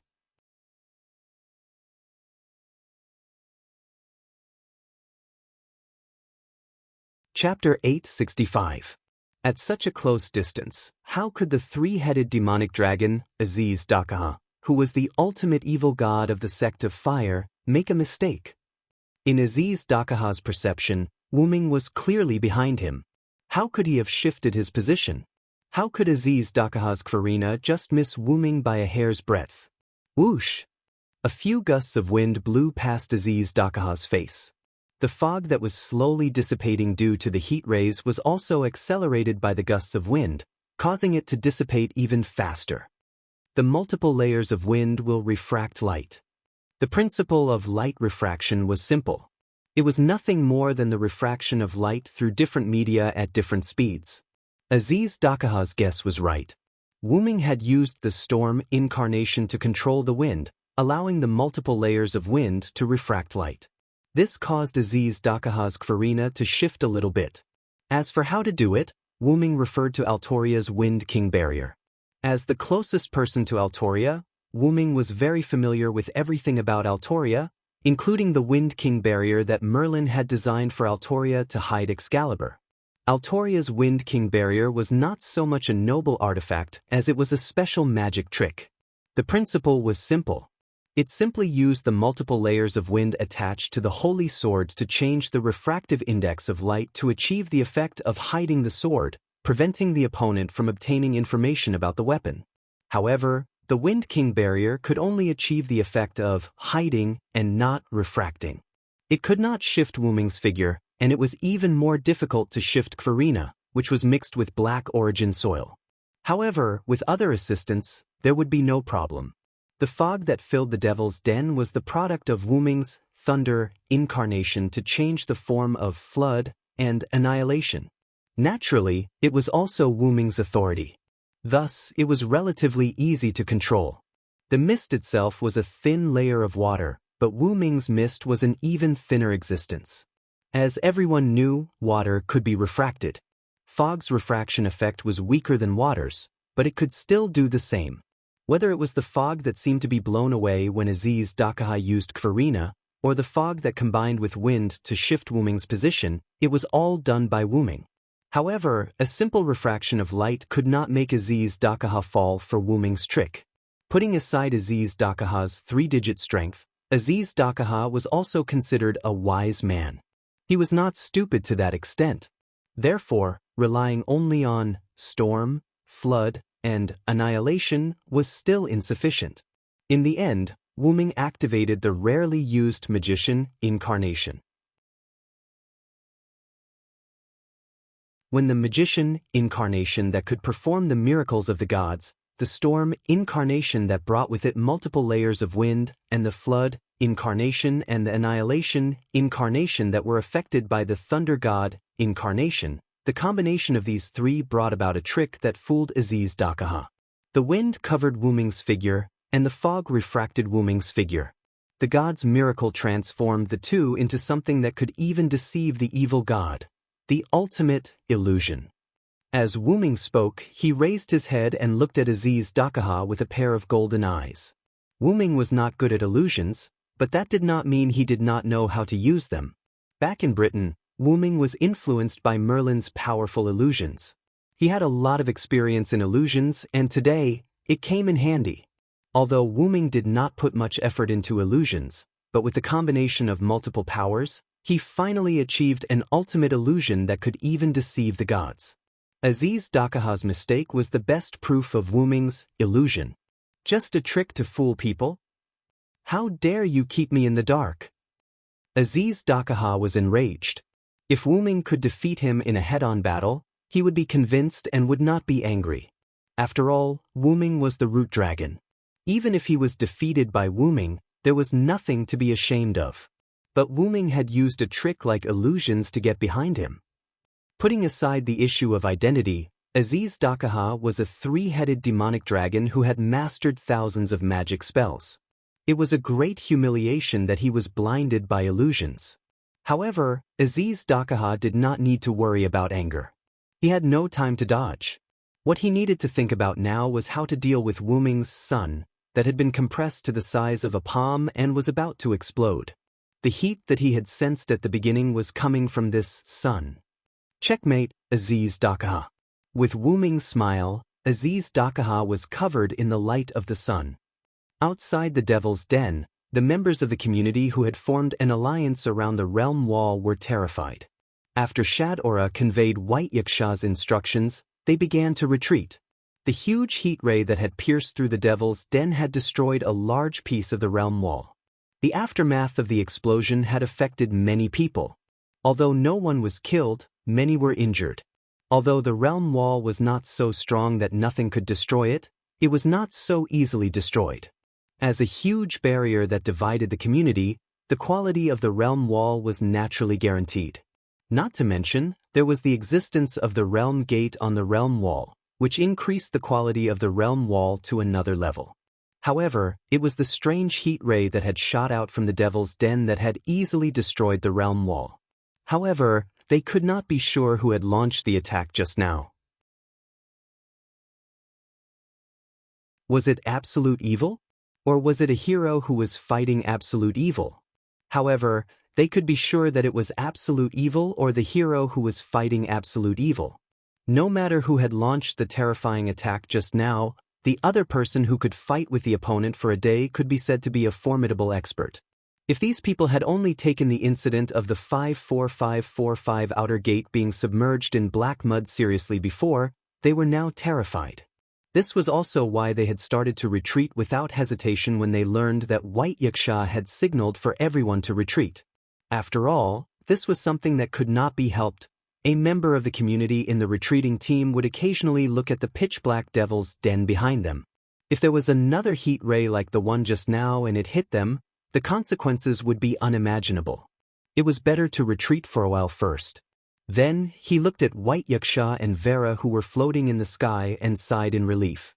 Now, the ruler of the East Burrow, White Yaksha, and the most powerful demon in the North Burrow, Vera, were covering for their retreat. Even if there was another attack like the one just now, there was nothing to be afraid of.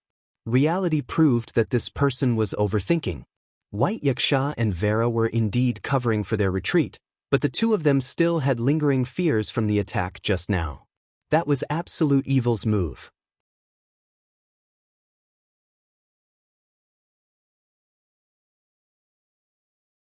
Chapter 866. White Yaksha's expression was extremely serious. He was absolutely certain that it was absolute evil Azidakaha's move. The strongest gift of the flash element, Kvarina, was formed from the inheritance that destroyed 1/3 of the world. Villa will be fine. Although Vera comforted herself, she was still worried about Wuming. Since Vera was already like this, White Yaksha was naturally not any better. Even if she retrieved the spirit core, she might not be able to deal with absolute evil. If it's really the end. However, before White Yaksha could finish speaking, the entire Devil's Den instantly turned red as if it was burning from the inside. Sensing the danger, White Yaksha immediately retreated.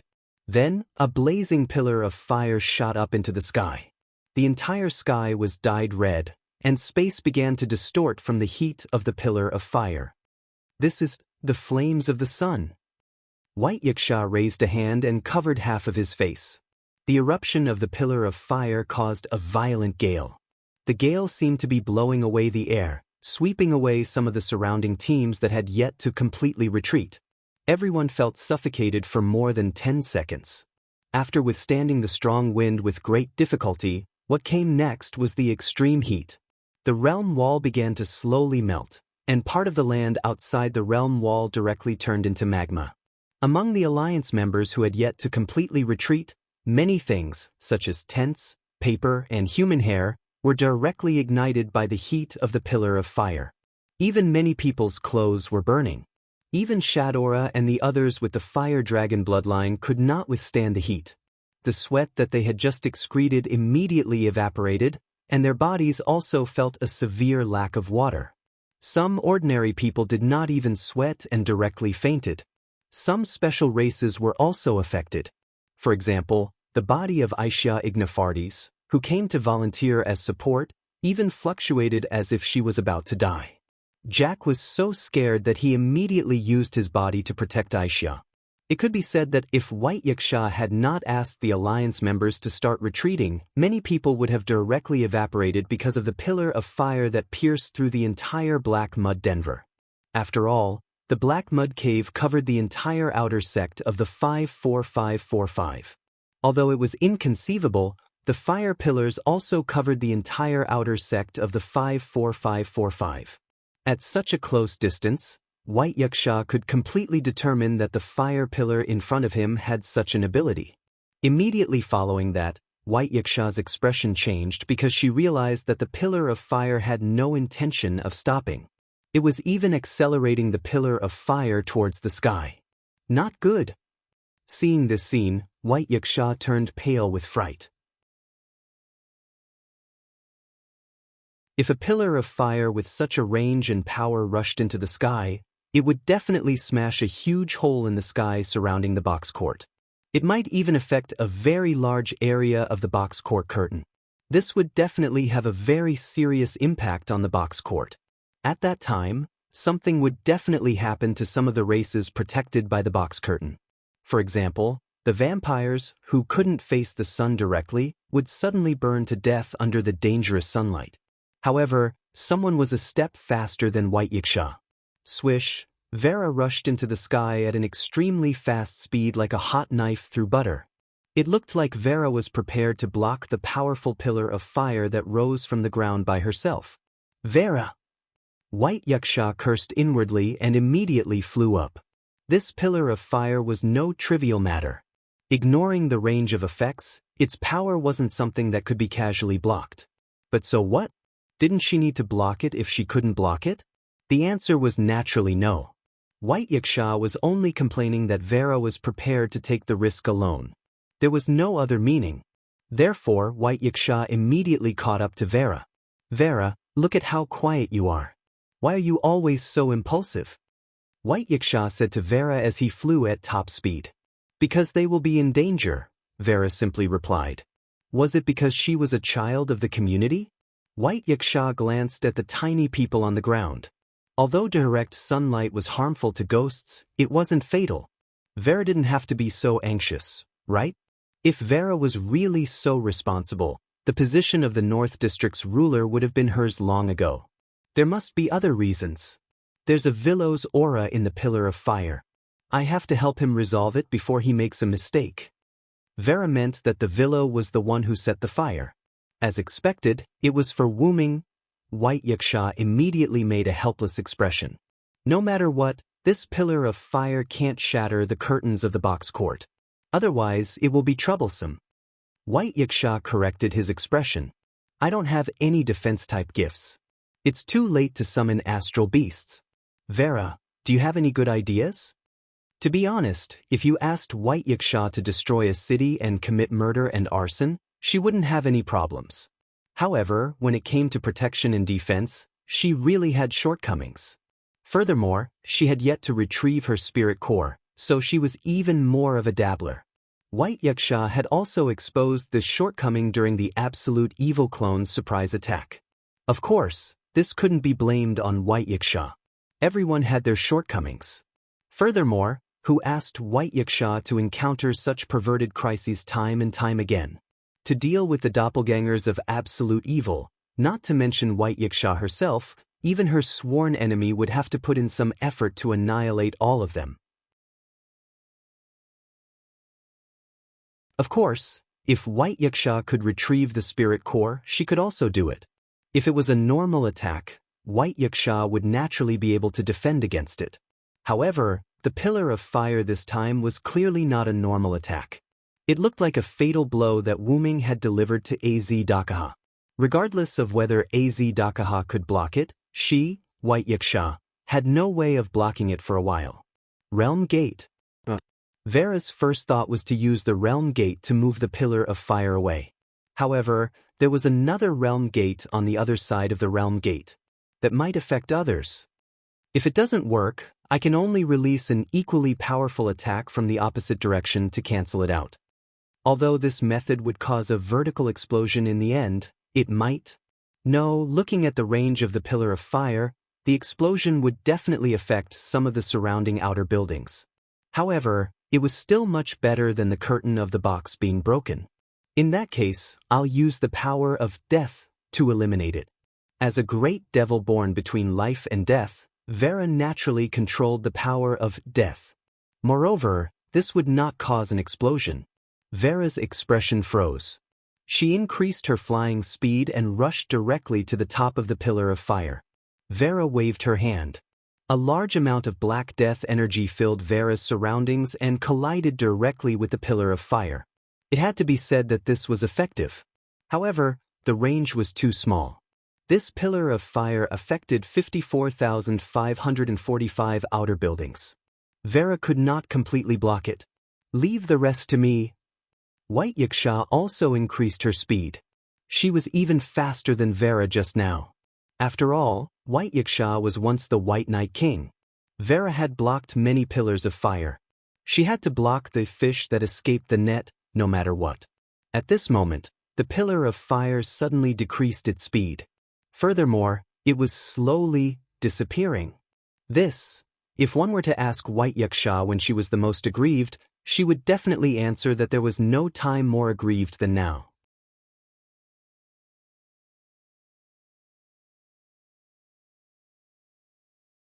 Chapter 867. When Wuming released the sun, he chanted 2 lines of incantations in a row, which made the sun incarnation double in strength. Not only that, when Wuming used Storm, Annihilation, Flood, Thunder God, Phoenix, Sun, and Magician, the power of the 7 incarnations accumulated was all stuffed into the sun incarnation by Wuming. This not only increased the sun to the point where it could cause fatal damage to Aziz Dakaha, but also increased the range of the sun incarnation to the extreme. Moreover, the black mud was simply the best fuel for the fire of the sun that was mixed with the power of the source. Therefore, it was precisely because of this, as well as the support of the power of the source, that the pillar of fire that broke out from the black mud cave could spread throughout the entire outer sect of the 54545, burning the black mud of the outer sect of the 54545 to nothing. However, Wu Ming was not a reckless person. After the explosion, the pillar of fire formed by the flames was released towards the sky. This was done by Wu Ming to prevent the explosion from spreading to the people or things nearby. It could be said that if Wu Ming allowed the sun to explode at will, then even if the people of the alliance retreated to a certain distance, they would still be directly vaporized. After all, this was the fire of the sun that burned the entire outer sect of the 54545, and more importantly, the surrounding outer sect might also be affected by the flames. However, if the pillar of fire were to explode towards the sky, it would not spread to the people or things around, but if the pillar of fire were to be allowed to soar into the sky, the curtain of the box would definitely be shattered. Therefore, Wu Ming added the power of annihilation to the sun. When the sun erupted to a certain extent, annihilation would be activated and cut the pillar of fire in the middle. As everyone knew, the pillar of fire was not a pillar, but a pillar-like object formed by the continuous eruption of flames. If it was cut in the middle, the first half of the pillar of fire would dissipate, and the remaining power of the second half of the pillar of fire would not be enough to pierce through the curtain of the box. It would not even reach that height. Wu Ming used this to prevent the pillar of fire from piercing through the curtain of the box. Moreover, there was a long distance between the curtains of the box and the ground, which allowed the pillar of fire to erupt for some distance. Once the fire had weakened, annihilation, which had finished its countdown, would cut off the pillar of fire. After all, if he used annihilation to annihilate the pillar of fire from the beginning, it was likely that it would not succeed. After all, the power of sun at this moment was far greater than the power of annihilation. He could only wait for the pillar of fire to weaken before cutting it in the middle to achieve the desired effect. It turned out that Wu Ming was right. After the pillar of fire was cut in the middle, the first half quickly dissipated, and the remaining half of the pillar of fire began to slowly dissipate due to the lack of momentum. Although White Yaksha and Vera didn't know what had happened, they were certain that it was Wu Ming's doing. He didn't need anyone to clean up his mess for him. He could handle it alone. What a headache. I got a big fright. White Yaksha sighed helplessly, as if he was relieved of his burden. It could be said that Wu Ming had once again refreshed White Yaksha's worldview. In short, the crisis of the box's curtains shattering had been resolved. However, this crisis was really child's play compared to the crisis of absolute evil. I wonder how absolute evil is doing. With this in mind, White Yaksha looked down. She wanted to see how absolute evil was doing. Clouds floated around White Yaksha, and at the same time, there were many white clouds that blocked White Yaksha's line of sight. It was obvious how high her current position was. If she was outside the box, it would be a life-threatening height for ordinary humans, but it wasn't considered high in the world of the box. It wasn't considered high for White Yaksha either. With White Yaksha's powerful eyesight, she could still see the ground clearly. Although she couldn't see everything clearly, it was almost there. The entire outer gate of the 54545 division had completely sunk into a basin-like structure because this part of the land had completely evaporated. However, at this moment, the basin was not completely dry. Instead, it was filled with red magma. This magma was formed from the magma that had not directly evaporated. It filled the entire basin the size of the 54545 outer gate. Even the realm wall surrounding the outer door of 54,545 had stopped melting after half of it had melted because of the dissipation of the fire pillar. This extraordinary sun flame is actually able to easily melt the barrier of cultivation. If White Yaksha retrieved the spirit spark to recover her strength, she could also use the power of the sun to melt the realm wall, but she couldn't melt the realm wall so quickly. It was still the same sentence. As a separation area, the realm wall that carried the realm door wasn't easily destroyed. Only Izidakaha, who had fused with the black soil, and Wu Ming, who had the power of origin, could destroy the realm wall so easily. White Yaksha didn't know much about absolute evil, but she had been in contact with Wu Ming for so long but she never expected Wu Ming to have such strength. White Yaksha was now more and more interested in Wu Ming's identity. Villo, Vera, who had been silent all this time, suddenly said and flew straight down. Vera's figure blew away the clouds, allowing White Yaksha to see the full picture of the ground.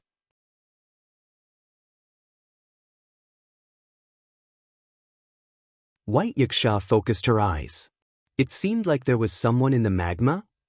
Although she couldn't see clearly in the magma, it should be Wu Ming if nothing unexpected happened. What about absolute evil? White Yaksha suddenly realized this problem. With a trace of worry, White Yaksha suddenly swooped down and followed Vera. The person in the magma was indeed Wu Ming, but he was motionless at this moment. Other than his shoulders and head floating above the magma, the rest of his body was soaked in the magma. Moreover, a large number of cracks had appeared all over Wu Ming's body. Specks of blue magic power particles were emitted from the cracks, and he allowed the magma to cause secondary damage to the spirit base. His current appearance was not caused by the explosion of the sun, incarnation, but the collapse of the spirit base due to overload. Before, he forcibly used 7 incarnations at the same time, and several of them were directly at the maximum output. Although this spirit base was adjusted to the top of the servant spirit base by Wu Ming, it still couldn't withstand the use of 7 incarnations at the same time. If it's the original body, it should be no problem at all, Wu Ming said weakly. If it was the original body, let alone 7 incarnations at the same time, even 12 incarnations at the same time wouldn't be a problem. Wu Ming had a deep understanding of the strength of his body. Although he was trying to be brave by using his incarnation on this spirit base, he had now achieved his goal. Wu Ming under the magma couldn't help but clench his hand. Suddenly, a sweet voice came from the sky into Wu Ming's ears. Villo! Wu Ming subconsciously looked up. It turned out to be Vera. Are you okay, Villo? Flying above the magma, Vera looked at Wu Ming, who was soaked in the magma, and felt a little distressed. It's all my fault. I'm sorry. Vera apologized to Wu Ming with shame. If Wu Ming didn't help her deal with Maxwell, this wouldn't have happened. However, Wu Ming shook his head. Don't blame yourself, Vera. Nothing happened to me. Or rather, it was as Wu Ming wished. As for why, at this moment, White Yaksha also came above the magma and asked Wu Ming nervously. Villo! Where is absolute evil now? As if responding to White Yaksha's words, there was a surge under the magma at this moment.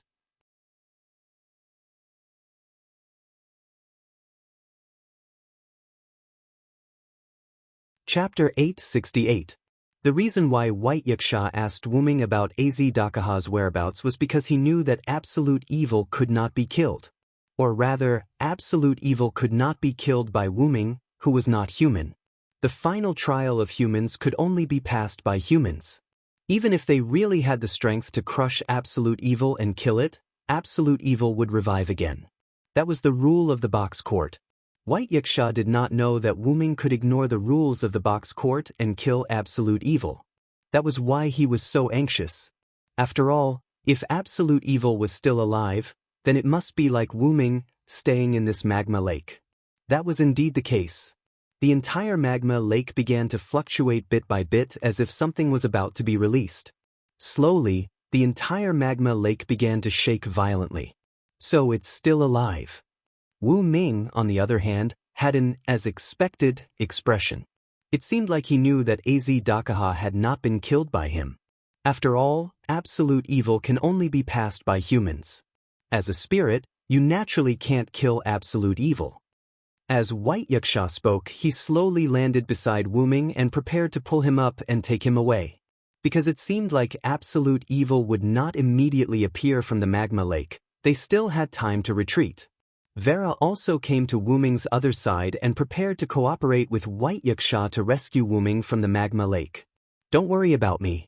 This body is about to shatter. Leave first. Wu Ming shook his head and rejected their help. But my community also has a way to heal a spirit's body, Vera said pitifully. Vera did not want Wu Ming to leave just like that. If a hero who stopped absolute evil is sacrificed like this, it will be a huge blow to our morale, White Yaksha added. Moreover, The alliance had already suffered a large number of casualties because of the fire pillars created by Wu Ming. If their morale dropped further, they would be completely finished. Wu Ming could not help but smile, then shook his head. I have no intention of sacrificing myself. Trust me. Although Wu Ming's tone was as weak as if he was about to pass away, his eyes were still full of vigor, and even a little happy. White Yaksha and Vera were rather puzzled. They looked at each other, attempting to find out what Wu Ming was talking about from each other. However, neither of them understood what Wu Ming meant. Do you guys believe me? If you do, then leave this place for now. Absolute evil will definitely fall into my hands today. Vera trusted Wu Ming unconditionally, but not White Yaksha. It wasn't that he didn't trust him, but that he didn't dare to take the risk. Wu Ming looked like he was seriously injured. If absolute evil killed Wu Ming, it would not only be a matter of morale, but there would also be no one here who could restrain absolute evil. Therefore, White Yaksha felt that it was best to retreat first.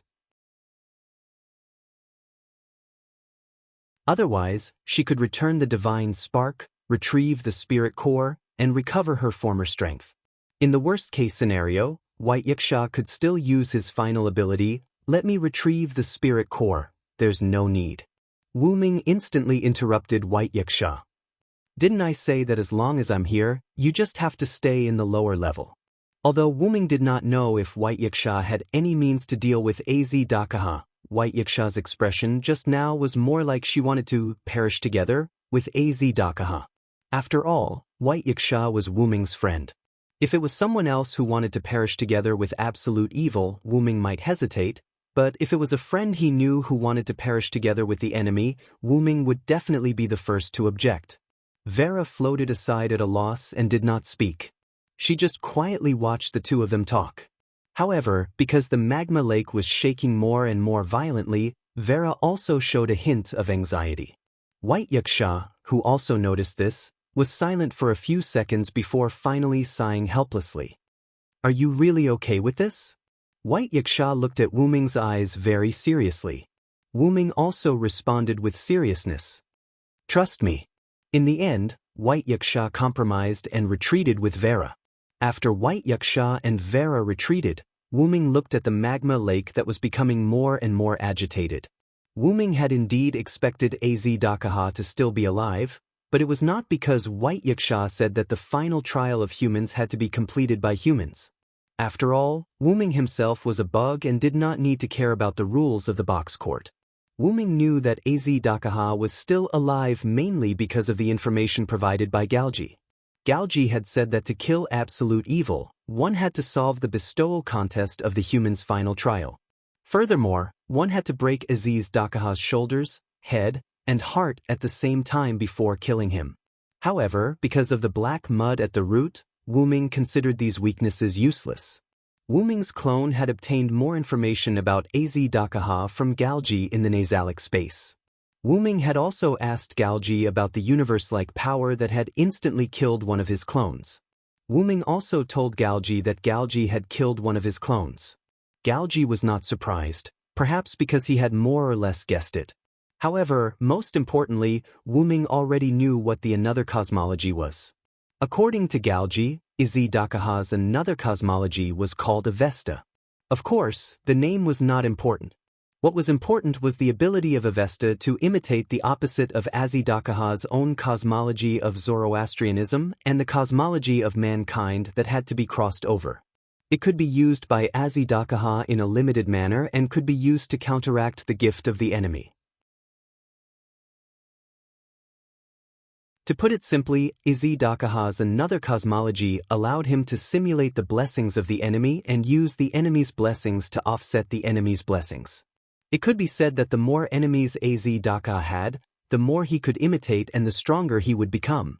Moreover, as long as it was not the Zoroastrian or human cosmology, Az Dakaha would not be injured or even killed after activating Avesta.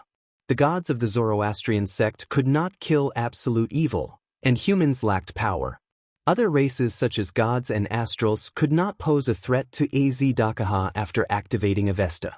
Aziz Dakaha didn't even put a 3-digit number of enemies in his eyes.